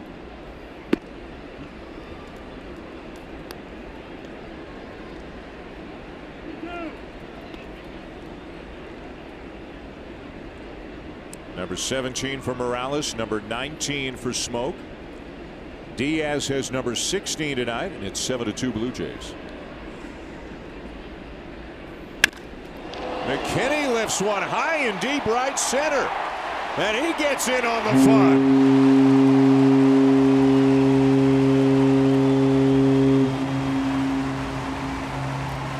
Now he feels like a part of the ball club, doesn't he? 3 RBIs for Billy McKinney, his first home run this season. First major league home run as Billy McKinney getting the silent treatment in the dugout as everybody's trying to ignore that first big league home run. But he's had a couple of nice games for the Blue Jays, and now they get in on the celebration. But everybody was going to play it down a little bit for a while, but they couldn't help themselves. They finally had to get into the celebration. What a good night for him. Guy just got traded. A guy dealt with an injury this year. Former first-round pick. It's taken him a while. Been traded 3 times. John Gibbons said before the game, got to take a look at the new guy. Got to see what he's got. And what he's got is 2 hits and 3 RBIs tonight. That ball went a long way, Bob. Yeah, he's got a quick bat, and he hit it into the seats about 10 rows back. You know, the Manager's got to think, oh, how am I going to get this guy and how am I going to get that guy? And you know what you do? You play the hot hand. And I think this is all created by the competition. Everybody knows you got to fight for playing time. And Billy McKinney's had a couple of hits tonight, scored 2 runs and driven in 3. Look at him eyeballing that one on its way to right center, wanting to see if it had the distance. It did, and then some. First big league homer. What a good feeling for him. Now 8-2 Blue Jays. 4 home runs on the night for the Jays. Their season high is 5. Diaz lifts one to right center. This will stay in the yard for Mullins. 2 down. You said play the hot hand. Like, how do you take, now it's a day game tomorrow, so sometimes day game after night game things are a little bit different, but you know, how do you take him out of the lineup? How do you take Morales out of the lineup the way that they've been swinging the bat? Yeah, and obviously it helps too that you have an off day the next day. So if you might be hesitant to put Morales in a 12:30 start tomorrow, you say, well, you know what, he can rest up on Thursday. But I think you got to keep him in the lineup the way he's swinging the bat. Yeah, maybe Granderson, even though he's got 2 hits tonight, day game after night game, maybe he gets a breather and Grichuk's back in there in right field. And I'd say Oscar Hernandez could be the odd man out again tomorrow afternoon. And it's not like they've moved on from him or anything, but there is competition right now. David Hess is a right-hander. He'll start for the Orioles. Thomas Pannone, as we mentioned earlier, he'll start for the Blue Jays. This is a good thing. 8 runs on 11 hits, 4 home runs tonight. Guys closing in on their career highs in homers. And the competition is bringing out the best of this lineup. Urania draws a walk. And when you talk to Ross Atkins, you know, about what they're trying to accomplish, not just at the major league level, but throughout the organization. I mean, everybody wants more talent, but you hear words like depth and flexibility and options. You hear those words a lot, and the depth is certainly, it hasn't been the season they've hoped for. It hasn't been close, like nobody's sugarcoating that, but you can definitely see the depth and the flexibility building up in a number of areas. Yeah, and another couple of words you hear are character and being a good teammate. Yep. As Maile grounds out. More on that. We'll explore that when we get a chance. 3 home runs this inning, and Billy McKinney saying, I just hit my first major league home run way out there to right center. Choking up on the bat, kids, and he still hit it a long, long way.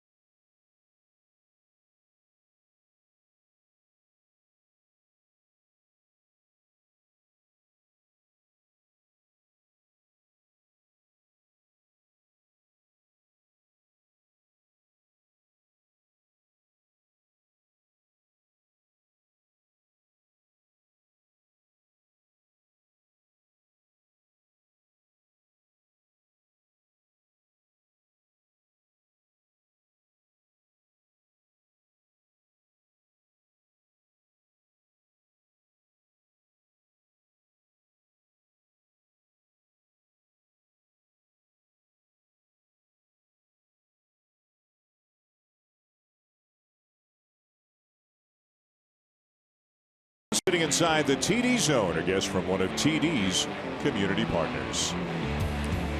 And seeing as how they got Blue Jay caps on, they're probably really enjoying this one.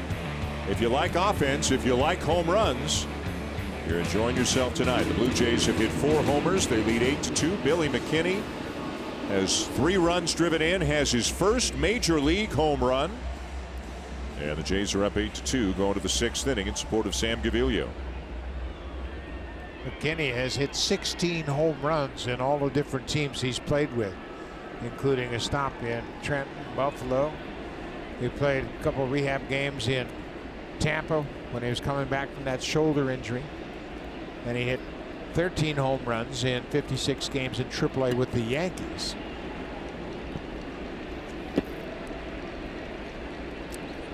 Adam Jones leads off the 6th inning. He's 1 for 2. You were starting to talk about another one of the key words that you're hearing from front office types with the Blue Jays is character. Yeah, character and being a good teammate and playing for your teammates. And you know, in this day and age, and it's really a challenge to find the chemistry of putting this team together that's going to fight through the rough spots. You know, when you're winning like 35 games, 36 games like the Orioles, or you're having a down season and you're 31.5 games back like the Blue Jays, you find out a lot about your players, whether or not they're focused on just trying to come out and win every single day, no matter what the situation is. And it's a real good test. Ground ball to short, waiting for Urania. Jones retired 1 down. Tough night for Dylan Bundy, the starter for the Orioles. Yeah, again, roughed up by the Blue Jays. The 10 hits over 4 2/3 innings. He gives up 4 home runs and 2 doubles in those 10 hits. Extra base hits against the Blue Jays have been a real problem. This season, he's surrendered 8 home runs to the Blue Jays alone, and now he's given up a league high 34 home runs for the season. Swing and a miss by Chris Davis, who was struck out in both at bats tonight. Once looking and one swinging.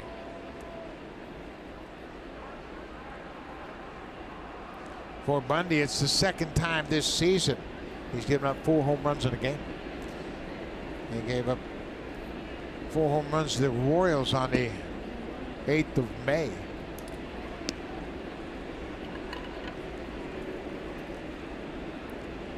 Shift on for the Blue Jays, 3 on the right side.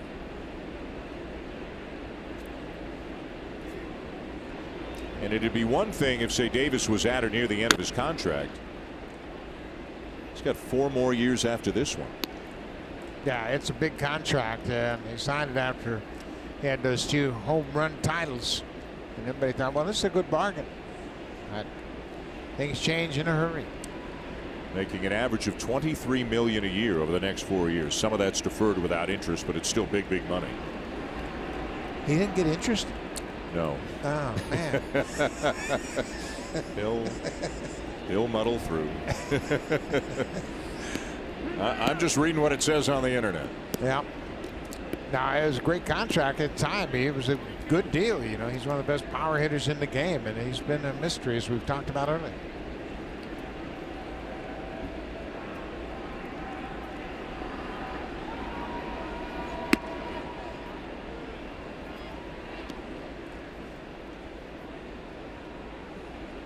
You know, and every time you see a guy who is into his 30s, who's had a lot of success, who signs a big deal, and it doesn't work out, somebody else in their 30s is not going to get that kind of a deal when they become a free agent. And that was a trend last offseason we saw.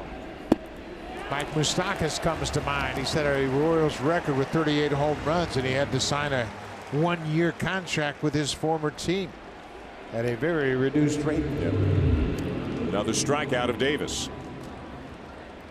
Another breaking ball, same pitch he struck out earlier in the ball game. He's struck out all 3 times he's come to the plate.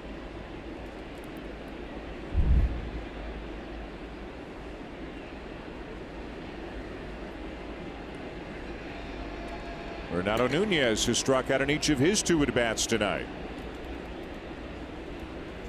So Gaviglio's got 5 of the night. Davis 3 times and Nunez twice. And obviously Sam Gaviglio's in a pretty good spot right now to pick up that elusive win, the first one since late May. Up 8-2 here in the 6th inning.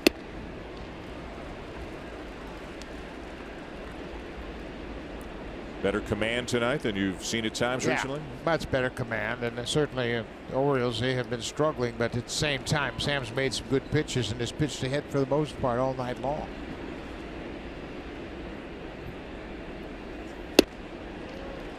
I think this is the type of game where here you are pitching in the 6th inning and you've got a nice lead and you can kind of experiment with things. Say you don't throw your fastball 88, you throw it 85 and see how hitters react to that. Not a changeup by any means, just take something off your fastball and see how much more movement you get. He's liking his slider right now. Gets a ground ball down to third. Diaz looking comfortable down there tonight. Makes the play. 3 up and 3 down. Go the Orioles.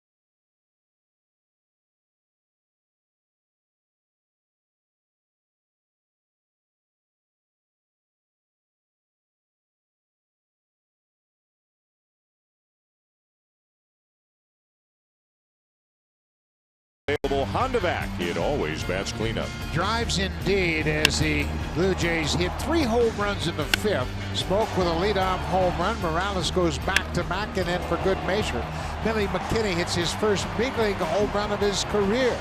And you can see the celebration in the dugout as they acknowledge the first big league home run for the young outfielder. McKinney has driven in 3 with a pair of hits tonight and he scored 2 runs. And some changes as we go to the bottom of the 6th inning. The Blue Jays enjoying an 8-2 lead. The new pitcher is left-hander Tanner Scott.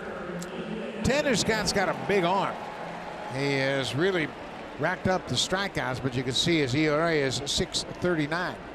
This would be his 38th appearance of the season. He has struck out the side in an inning of work 7 times this season. Teoscar Hernandez pinch hitting for Curtis Granderson. So Hernandez gets a chance to get 1, maybe 2 at bats. Who knows tonight? Coming off the bench for Granderson. I would assume that Hernandez would go to left and McKinney would switch over to right. We'll see how John Gibbons decides to play it. Might be a little indication of what John Gibbons has on his mind for tomorrow. Getting Curtis Granderson out of the game. He might want to keep him in the outfield tomorrow. Curtis has had a couple of hits in 3 at bats, scored a run in the first. Slider down and in, 2 balls and a strike. That was interesting. Teoscar started as if he were going to swing at that, and then the movement was so sharp on it he had to get his back foot out of the way. Yeah, it's a pretty legitimate hard slider. 89 miles an hour down and in. Scott is just 24 years old, and he's got a hard fastball and a good slider. 97. But once again, no matter how hard you throw it, you have to locate it. He got into just 2 games last year with the Orioles, and you can see it's been a tough season on the coaching staff for the Orioles. Hernandez to right field. Jones there. 1 down. Here's Jamie.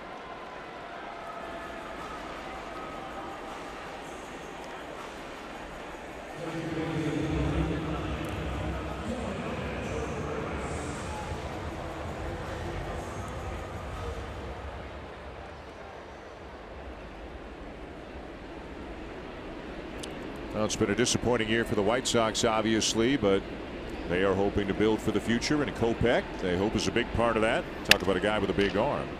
Devin Travis with a ground ball to short. Up with it, Beckham. 2 down. Yeah, Kopech throws in triple digits with his fastball, and he's been the primary young prospect they got in return for Chris Sale, but they've been very careful with his development, making sure that he is ready. I think they've been a little bit disappointed with Lopez and Giolito, the 2 pitchers they got from the Nationals. They haven't taken off like they had hoped. Justin Smoke homered his last time up from the left side of the plate. Went to the opposite field for number 19 on the season. Now turns around to bat righty.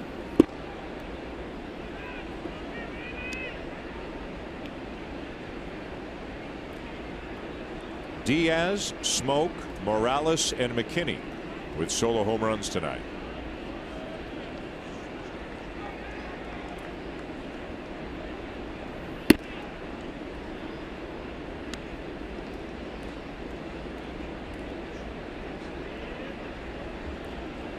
Three of the home runs off Bundy, one of them off the reliever Ryan Meisinger. Sam Gaviglio's gone 6 strong innings for the Blue Jays so far. Good pitch count. Bullpen's quiet right now. Home run cut. The Blue Jays have really had a tough stretch with their starters coming into this game. The starters were 3-7 with an ERA at 6.94 over the last 15 games. So Gaviglio, I'm sure they want to get as much out of him as they can, just to kind of build up that staff confidence. Pete Walker talking to the bullpen. They're probably going to get somebody going in support of Gaviglio now. But Sam has pitched well tonight, and certainly in line for that win that has been so elusive.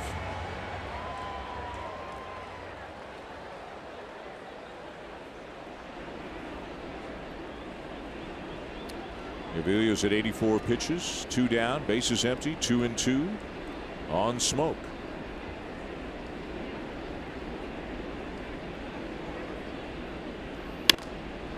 And another foul off. And let's see who it is. It is Jake Petrichka getting up in the pen. Petrichka has thrown a much better fastball of late. He's picked up a couple of miles on his hard sinking fastball, and it has served him well. Smoke's having trouble catching up to that fastball.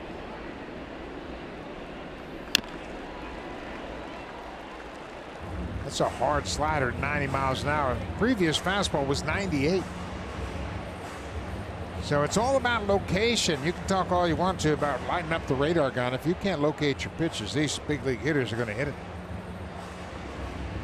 VR is now straightened up, watching Smoke hit those fastballs foul over the Orioles dugout. Count remains 2-2.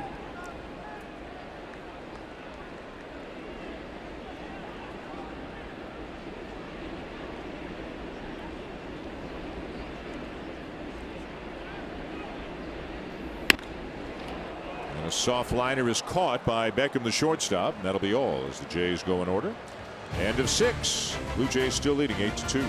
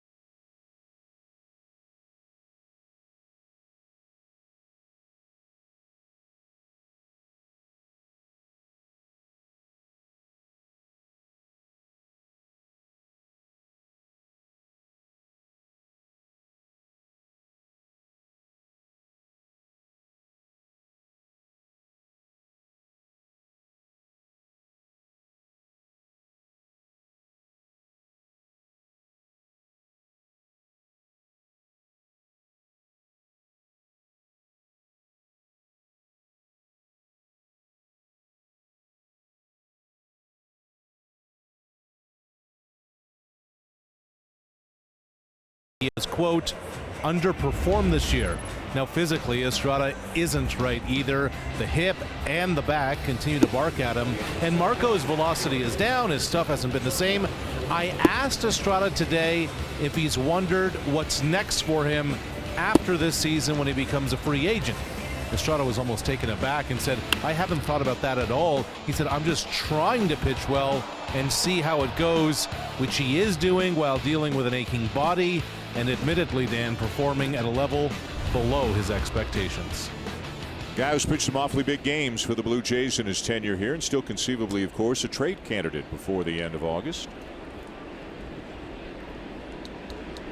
8-2 Blue Jays. Sam Gaviglio back out for the 7th. And some changes in the outfield. Teoscar Hernandez stays in the game at left field, and Billy McKinney moves over to right.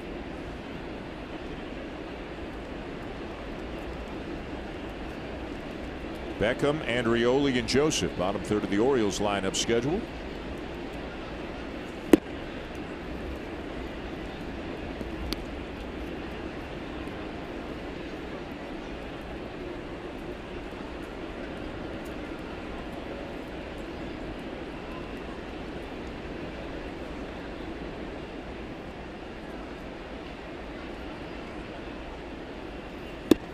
And a strike of the knees, 2-1. That's been a pretty good pitch for Gaviglio. That glove side running fastball comes back and catches the outside corner to Beckham.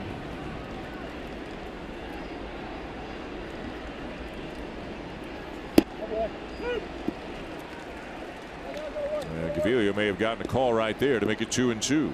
And Beckham giving Ryan Blakeney an earful. And that's not a strike, is what Buck Showalter just said.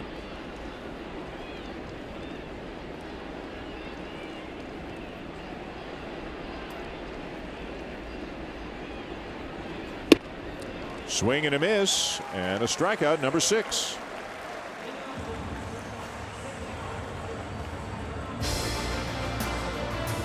The 2018 Civic Type R, like no Honda you've ever seen.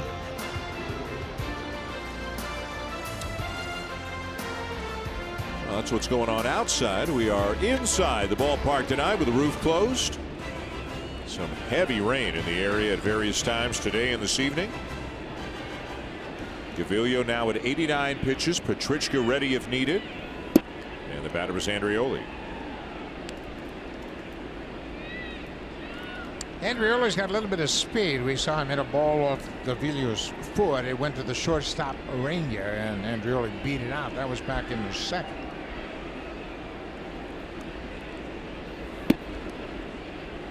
Buck at Fenway, the Indians are up 4-0 on the Red Sox right now. If Cleveland wins the game, it would be 3 losses in a row for Boston, and that would match their longest losing streak of the entire season. Yeah. And tonight, Nathan Eovaldi is getting hit around a bit. He was knocked out of the game after 5 1/3, 4 earned runs on 10 hits.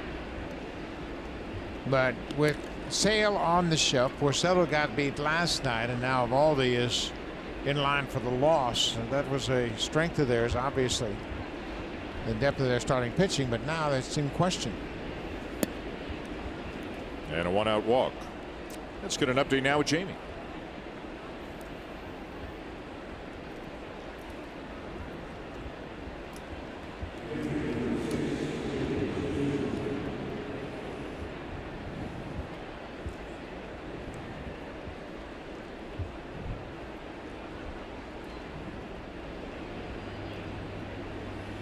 Well, the guy who's been one of the best defensive left fielders in the game over the last 8-9 years. Yeah, he made the transition from third to left field, became a platinum glove winner out in left field. In that game in Tampa Bay, somebody's trying to make some noise as far as a Cy Young award, and that's Blake Snell. He's got 11 strikeouts tonight in 6 innings. His ERA is 2.07. And now with Chris Sale on the DL, Rick Porcello's got an ERA that's elevated. Blake Snell's going to be in the conversation at the end of the season, the way he's pitching.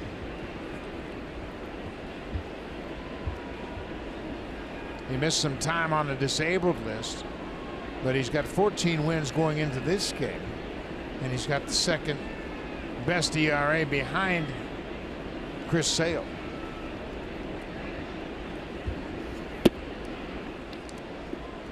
Look out for the Rays in a couple of years, don't you think? Yeah. They've got some key players in key positions. The shortstop with Willie Adames, the Perez catcher. They've got some good arms, and Swell appears to be that ace kind of young pitcher they've been looking for. Picked up some good young players from Pittsburgh in the Chris Archer deal. There's a strike. Off-speed pitch in there from Gaviglio. 2-1 to Caleb Joseph. Tyler Glass now is that big, hard-throwing right-hander, and they got the first baseman Jake Bowers. Joey Wendell is a good-looking player. He's going to be in the conversation for Rookie of the Year. Picked up Austin Meadows as well from Pittsburgh. Yeah. They're coming. Boy, Gaviglio has left very few balls either up or over the middle of the plate tonight. He's made some good pitches. A little pacing from John Gibbons. Gaviglio may be nearing the end of the line right now. 97 pitches. I'm sure Gibby would love to get him through the 7th if he can.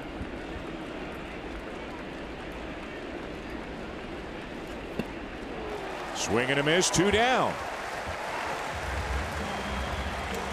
Well, as we mentioned a little bit earlier, he is looking for his first win since late May. 15 starts without a win for the righty. Yeah, and the numbers are not all that impressive when you look at it. He's given up an average almost 300. Whip is 1.5. And had 9 no decisions in those 15 starts, but he's in line for the win. And given that he's got a 6-run lead, he's going to get that second win, first since May 25th back in Philadelphia.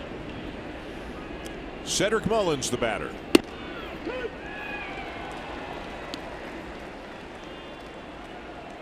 Mullins homered his last time up. He's also grounded out a couple of times. Runner at first, 2 down. Gaviglio with 7 strikeouts on the night. He's walked only 1. That's Andrioli, who's at first base right now.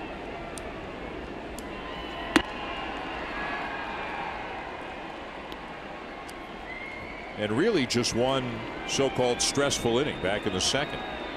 3 up, 3 down in the first and the fourth and the sixth. A solo home run in the 5th. A 1-out single in the 3rd, but other than the second, he's been cruising along. Yeah, he had a leadoff single and then got a couple of strikeouts before he gave up 3 consecutive base hits. And he was a hit away from maybe being knocked out of the game in that second inning, but he regrouped and he's pitched very well.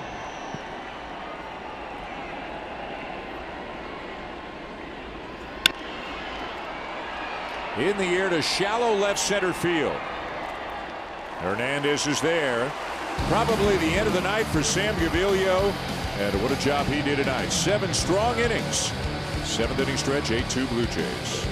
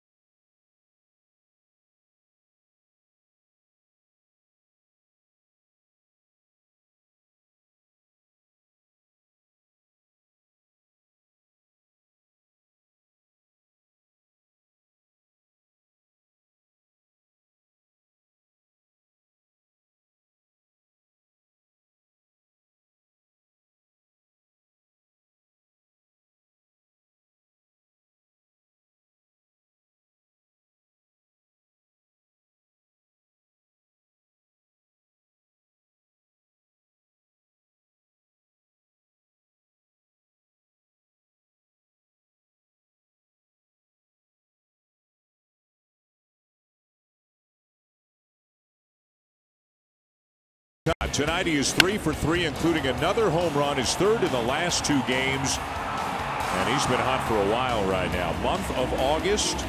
If you look at exit velocity, how hard the ball comes off the bat, Hendrys Morales is right up there with the leaders. In fact, he's number 2 in the entire American League, behind only Giancarlo Stanton. Yeah, and Stanton, of course, hits the ball so hard, but Morales homered on Sunday in the final game at Yankee Stadium, and then he's homered in each of the first 2 games, including 2 homers last night. And he's swinging it. He's got 3 hits tonight. You know, a guy who earlier in the season, when he was struggling so much, it seemed as if he might be a couple of days away from maybe getting released as soon as whoever was hurt got healthy. And he just kept grinding and eventually got hot and has been really good for the last couple of months. Well, you'll remember that he never changed his demeanor. He came out early every single day. He put his work in, and people would ask him, well, how do you feel? You must be down. You're not swinging the bat very well. He goes, no, I feel okay. It'll come around. And sure enough, it has.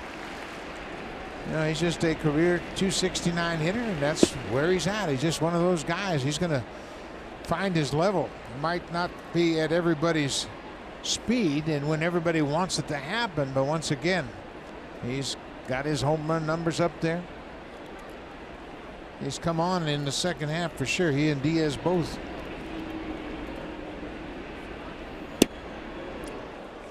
Scott strikes him out, 1 down.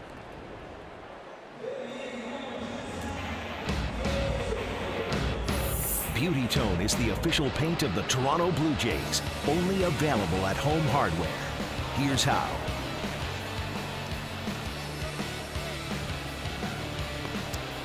Activity in the Baltimore bullpen. Cody Carroll has now started to throw for the Orioles. Jays up 8-2, bottom 7. And the batter for the Blue Jays, Kevin Pillar, 1 for 3, had a double back in the 4th. And he smokes the ball, but a great play made by Beckham in the hole at short, 2 down. Boy, a great play indeed. That ball was headed for left field. There was no doubt about it. Beckham actually caught that ball kind of behind him. He dove and backhanded the line drive. Kevin Pillar is all over this pitch from Tanner Scott. The shortstop reacts very quickly and dives and backhands it. Take a hit away from Pillar. I mean, you hit a ball like that, you anticipate you're going to be rounding first and maybe going to second. Not the case with Beckham this time. Well, let's see Billy McKinney here against a hard-throwing left-handed reliever in Tanner Scott. McKinney's had a big night, 2 for 3, a 2-run single, and his first big league home run.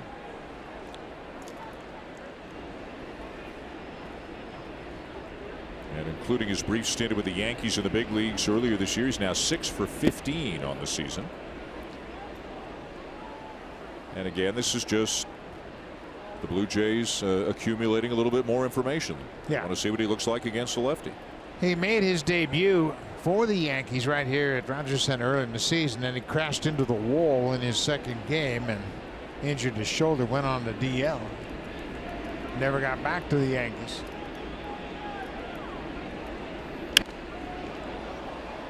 I like the fact he chokes up on the bat and certainly didn't surrender any power. Didn't give up any power by choking up on the bat handle. Hit that ball hard up to the seats in right field. Of course, when you think back on it, Barry Bonds choked up too.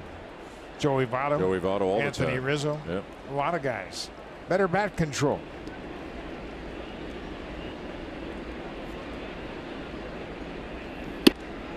And he's got to feel like he's in a pretty good spot with the Yankees. Aaron Judge, Giancarlo Stanton, Brett Gardner, Aaron Hicks. That's a tough group to break into. Jacoby Ellsbury is lingering, although he's on a disabled list and he's had a lot of injuries. But yeah, it's a fresh start for him. He's had several fresh starts in his career, and hopefully this will be the place where it all clicks for him.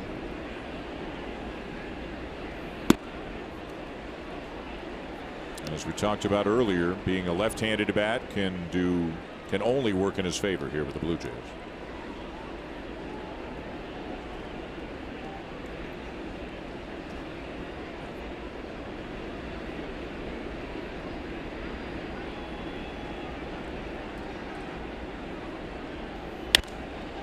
Yeah, we had talked about it earlier, how few left-handed hitters there are in a minor league organization as well.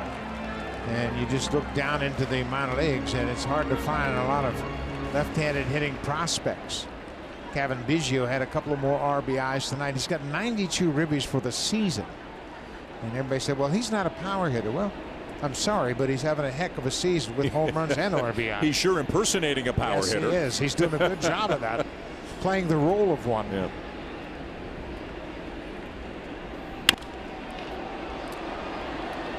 This is a competitive at bat against a hard throwing lefty. Yeah, it's a good at bat for McKinney, and he had a tough pitch up and in that he barely got out of the way of. But he's hanging tough with that slider and the fastball from Tanner Scott.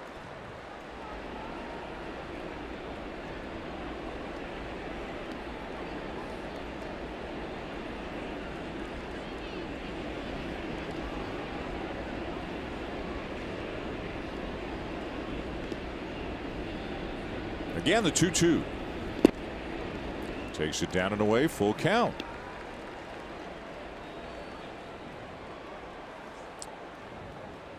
I'll let him as Diaz on deck if McKinney can keep the inning going.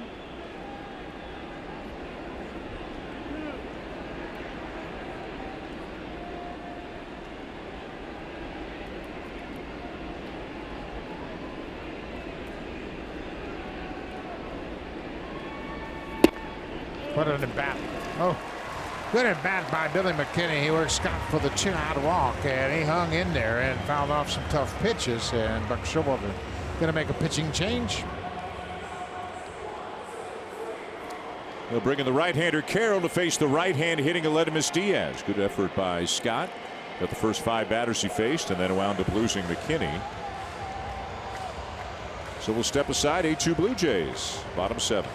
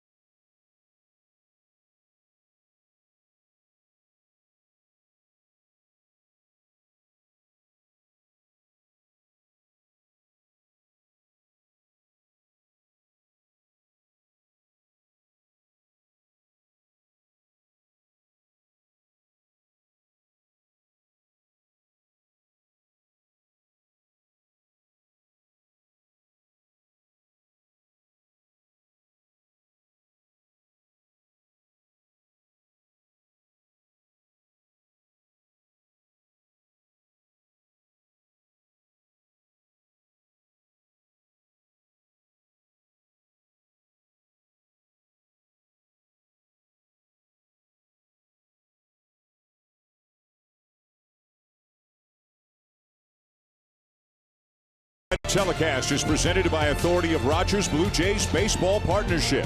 And it may not be reproduced or retransmitted in any form, and the accounts and descriptions of this game may not be disseminated without the express written consent of Rogers Blue Jays Baseball Partnership. A lot of guys are having fun tonight, but I don't know that anybody's having more fun than Billy McKinney. A 2-run single, his first big league homer. Terrific walk that he just worked against a tough lefty in Tanner Scott, and now new pitcher for the Orioles, a guy who came over in the Zach Britton deal, Cody Carroll. Cody Carroll is 25 years old. He's 6'5", and you're right, he came from that Yankee farm system. He was pitching in relief in AAA for Scranton Wilkes-Barre. He went down to Norfolk for just 2 games, the Orioles AAA ball club.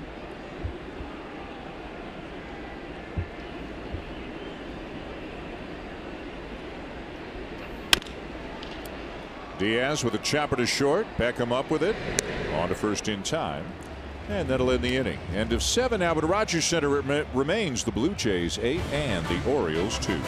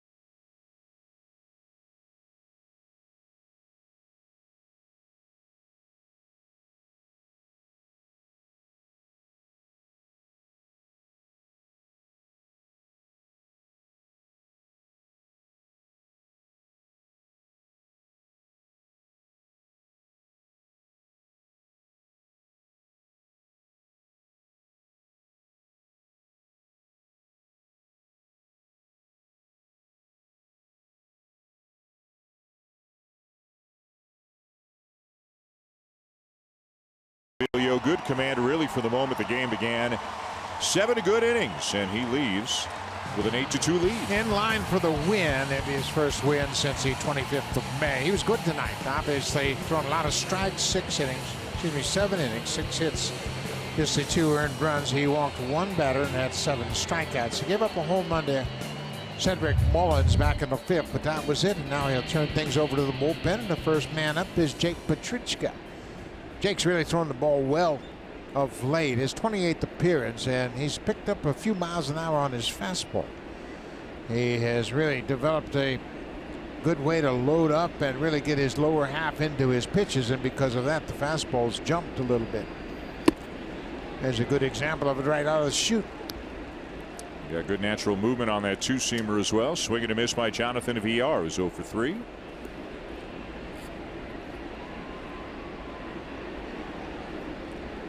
Petrichka had some big seasons with the White Sox. He had a couple of years of 67 and 62 appearances for Chicago. He was always kind of an intriguing guy when we saw him other side of the field, where he had good movement on that fastball, and he had elbow surgery in the off season to move a nerve, and it took him a while to get up to strength, but now he's got full strength and he's throwing the ball well. Travis to his left, spins, bounces it to first. Smoke can't come up with it, and safe is VR. Well, what a good play by Travis to get to it initially, and 9 times out of 10 Justin Smoke's going to dig that ball out of the dirt. And he was a little bit frustrated he couldn't help Travis. It'll be an infield hit for VR, but look at the range of Travis. And Dan, you made a good point earlier, and how much more confident Travis is in the field, knowing that he's healthy again and he can trust that his legs are going to stand up. He had so many problems with his knees, but I don't think it's a concern anymore. He made a nice play there, and as I said, Smoke will catch that ball 9 times out of 10. So the infield hit for VR to begin the top of the 8th. And now Trey Mancini, 1 for 3.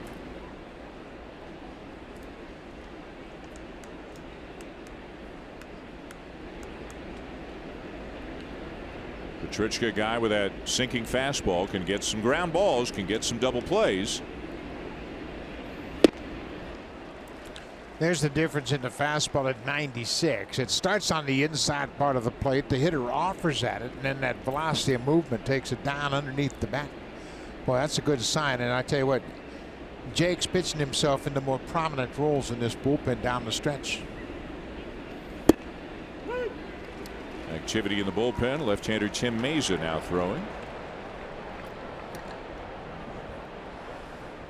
You know, for Petrichka, who was not on the scene at the beginning of the year, but O was here and Axford was here. They're both gone now. Clippard, you would think, is a free agent, probably elsewhere in 2019. Swing and a miss at 97. Jobs available, and he's certainly got a chance to be in the picture next year. Absolutely he does. And that last pitch at 97, that just ate up Trey Mancini. It started out over the middle of the plate, and it was hard. And look at the dramatic movement. I mean, Mancini with 2 strikes, just trying to put the bat on the ball and can't connect. Tell you what, the lasting impression for the front office, for the coaching staff, for the manager, you want to finish up the season strong no matter what the team record is. You're auditioning for your club and all the other 29 clubs as well. Here's Adam Jones. And a weak ground ball towards third. Barehanded by Diaz. What a good play. And for a guy who hasn't played a whole lot of third base, he looks pretty comfortable over there. You know, he has been a good player all season long. He has played rock solid at shortstop, and when you ask him to play third, he makes plays like that to save the pitcher a hit.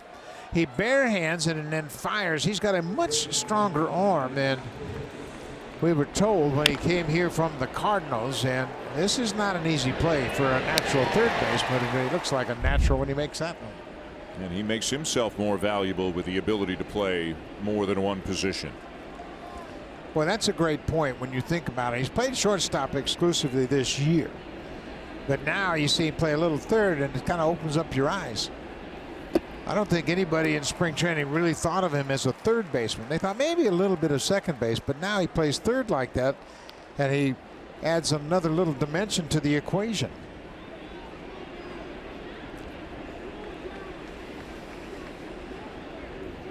Three strikeouts tonight, the 146th time that has happened to Chris Davis in his career.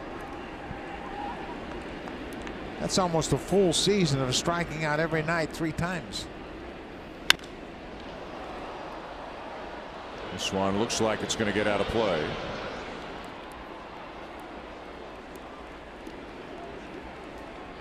$25,855 tonight at Rogers Center. Second night in a row, better than 25,000 for a weeknight series against the Orioles. I think, I know attendance is down, but I think the fans deserve some credit for still coming out the way they have late in the season. You bet they do. And yeah, you know what? There's some interesting guys that have come up and they have played. Now you're starting to see a little bit of a glimpse of the future.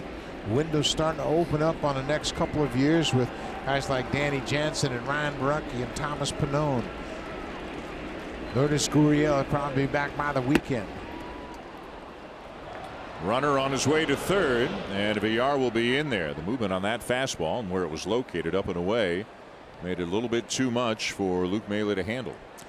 Yeah, that ball just took off as Petrichka got ahead of himself, and they're going to score a wild pitch. And this just overmatches Maile as it's up and away, late movement, and Villar moves up on the wild pitch.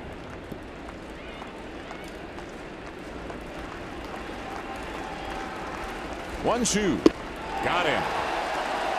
4 strikeouts for Chris Davis. 8-2 Blue Jays going bottom 8. Time now for a Blue Jays Central update. Here Jamie Campbell and Cliff Floyd in the Samsung broadcast studio.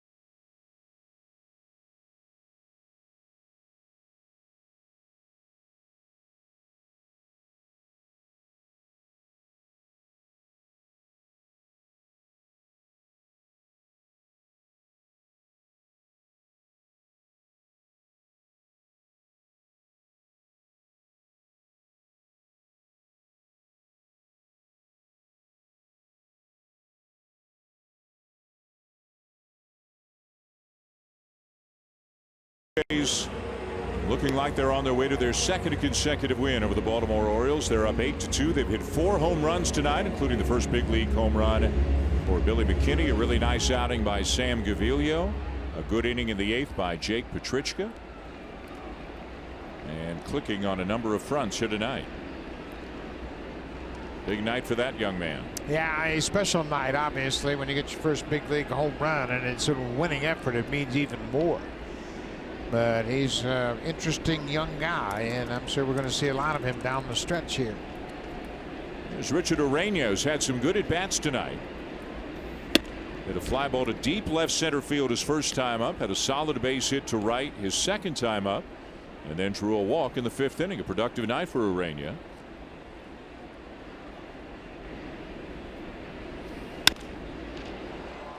And he could get squeezed when Gurriel comes back, which could be soon, and then rosters expanded September. He would likely be back, but this may be the best shot that he has to play this year, is what he's had probably the last week or so. Yeah, he's got a pretty consistent opportunity to play. He played shortstop in Kansas City, and I think they have given him an opportunity to play. They've got to find out about him, because they're going to have to make some tough decisions.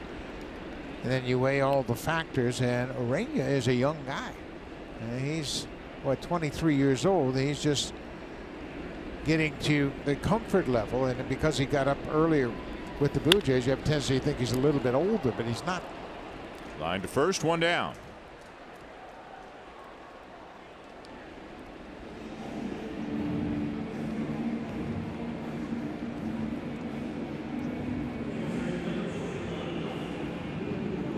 So the Blue Jays looking to remain perfect this season against the Orioles here at Rogers Center. 8-0 in this ballpark. But they have beat him in every category, and the home run differential. They've hit 5 more home runs and 4 of those coming tonight. And Buck Showalter knows they got a lot of work to do. Buck Showalter and his third base coach, Bobby Dickerson, they've known each other for a long time. Dickerson played for Showalter in the Yankees minor league system.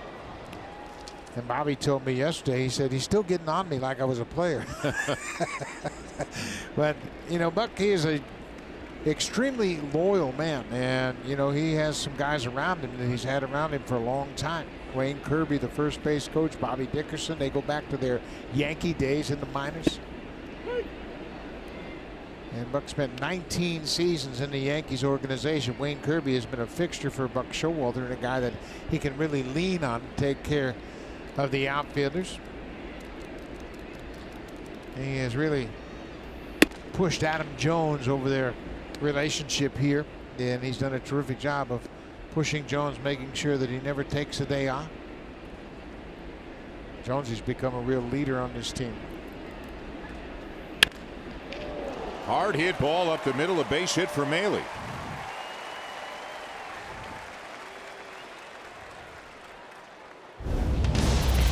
Super Slow-Mo Cam. Brought to you by Samsung Galaxy S9 and S9 Plus. The camera reimagined. Available now.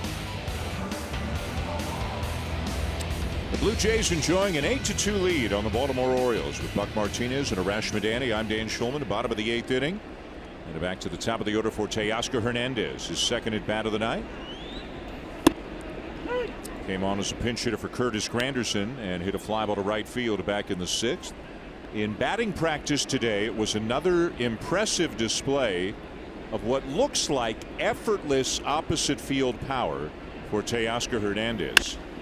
Here he hits a ground ball to short, and this could be 2. And it is. So that's all for the Jays. We go to the 9th inning. Jays up by 6, 3 outs away. Looks like Schaefer's coming on for the second time.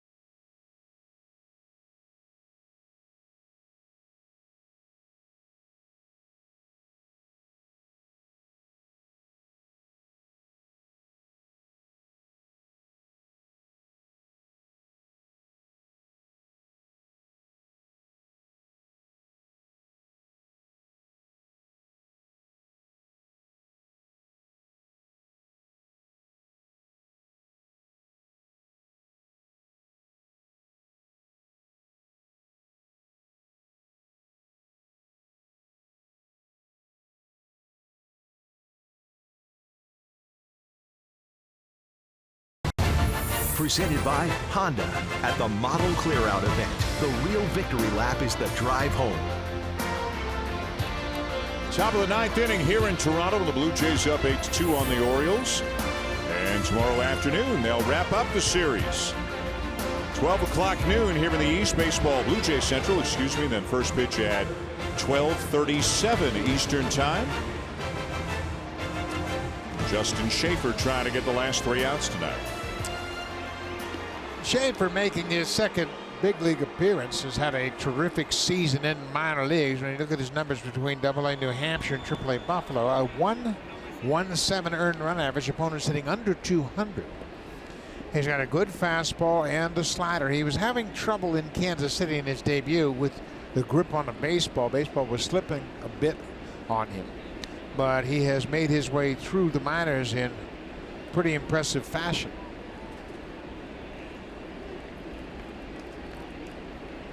Renato Nunez, his first batter. And a fastball is in there for a strike.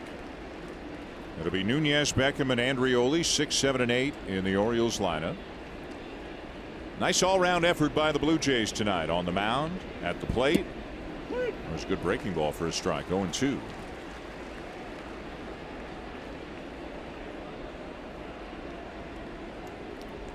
Not a whole lot of messing around. Get the ball back, look in for the sign. Here he comes. Yeah, he's got a good fastball, and I asked him about his debut. He said, you know, I was never nervous until I started to sweat and couldn't get a grip on the baseball. And then I started to panic a little bit. But he was able to get out of the jam and stranded the bases full.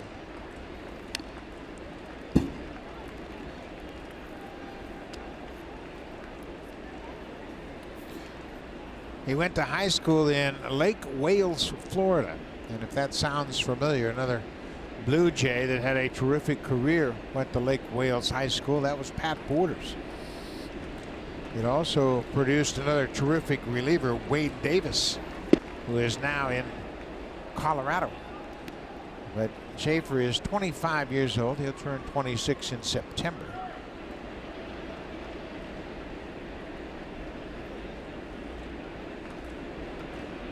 I said Kansas City made his debut in New York, of course. Boy, didn't get the call there, and it's a full count. Tim Beckham waiting on deck for Baltimore.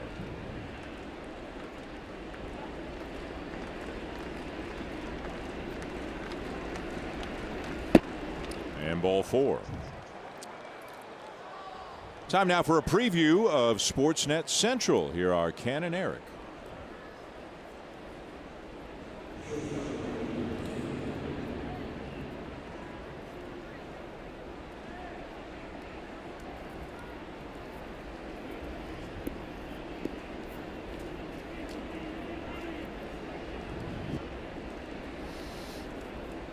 All right, guys, looking forward to that.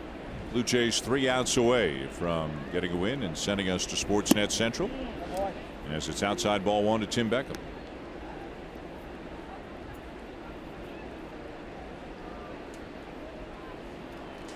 Thomas Pannone will make his first major league start tomorrow afternoon.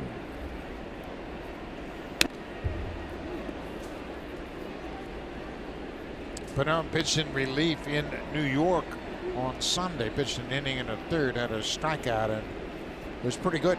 And he had a lot of his family and friends there. He is from Rhode Island, so they made their way down to Yankee Stadium and got a chance to see him pitch in Yankee Stadium for the first time. And that was his scheduled throw day, so he is really not off schedule with start tomorrow. I think we'll see a lot of curveballs tomorrow.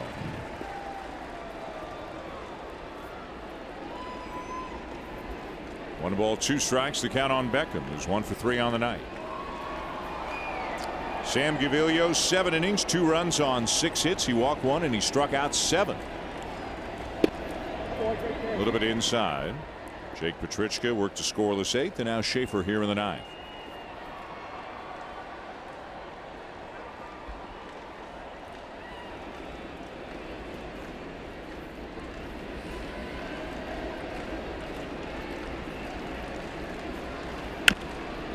And a chopper weakly hit towards third. Charging Diaz makes the play.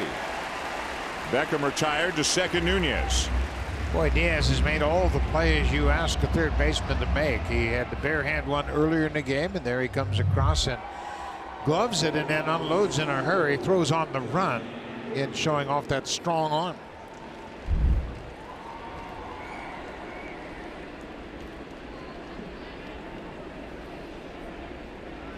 Looks like Ledmus is having some fun over there. Hearing it from the dugout right now. Quick conversation between Schaefer and Maley.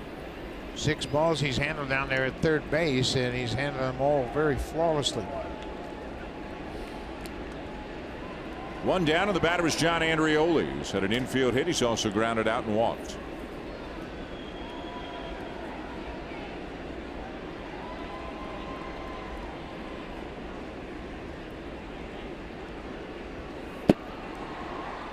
Up to 95, but he missed low ball 1.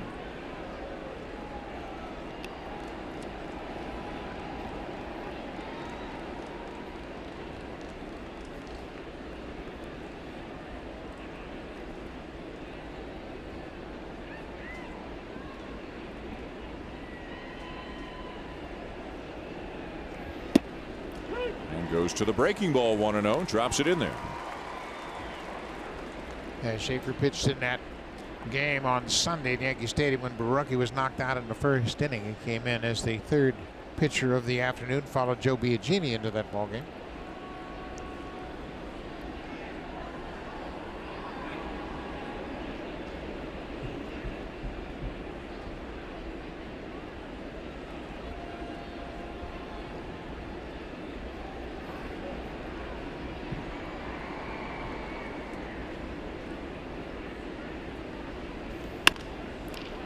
Ground ball past the mound. Travis has it.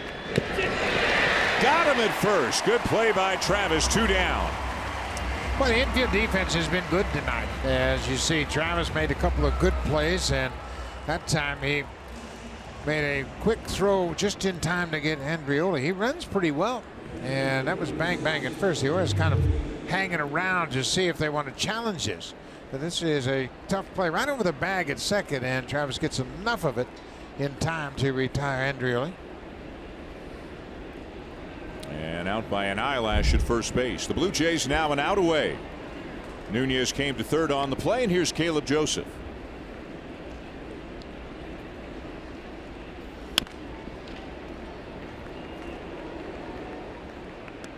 Joseph tonight has had an RBI single. He's also grounded out and struck out. The Blue Jays with 12 hits on the night, including 4 home runs, 1 shy of their season high.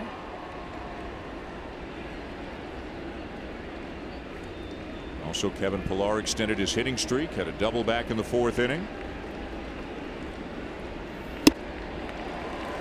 Pillar's streak now up to 8 games. During that 8-game streak, he's got 5 doubles. A strike away. And a crowd of almost 26,000 now getting to its feet here at Rogers Center.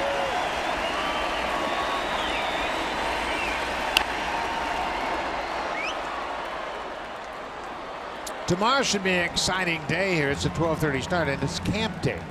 Camp day is always loud. The kids come in from their summer camps and fill up the place. Should be a fun afternoon here. Where every pop-up feels like it has a chance to go out.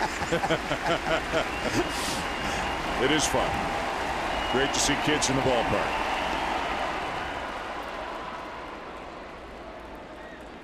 Day off Thursday, then the Blue Jays will welcome the Philadelphia Phillies to town for the weekend.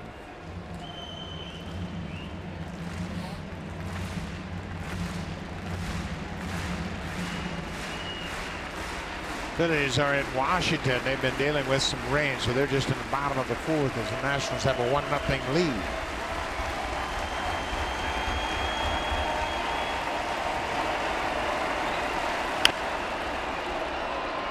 And one Phillies note that is of interest to the folks out in the BC. Looks like Nick Pavetta's going to get a chance to pitch here in Toronto. When the Blue Jays were there, I asked him, remember asking him, how big would that be? He said, I would love to pitch in Toronto. Would love it if it worked out that way, and it looks like it's going to for Nick Pavetta.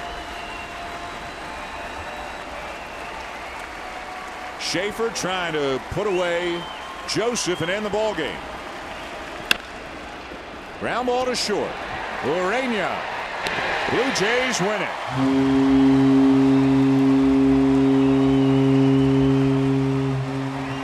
Good all-round effort. Morales with another home run. 4 home runs on the night for the Blue Jays. One of them by Diaz. He got it started, but that guy probably the man of the night. With all the home runs and the job Gaviglio did, and everything else going on, I think Billy McKinney is going to be in the headline tomorrow. First big league homer, and he drives in 3. Yeah, McKinney had a terrific game tonight as he goes 2 for 3, scores a couple of runs and those 3 RBIs. Overall, it was a good effort. Everybody needed to come out tonight. A 4 home run effort by the Blue Jays. Kevin Pillar extends his streak. Aledmus Diaz now just 1 shy of his career high with 17 home runs, and they'll try to complete the sweep tomorrow afternoon. And we'll be with you tomorrow afternoon as they try to complete the sweep. Again, the final here from Rogers Center, the Blue Jays 8 and the Orioles 2. Time now for Sportsnet Central. Let's send you back to the studio with Ken and Aaron.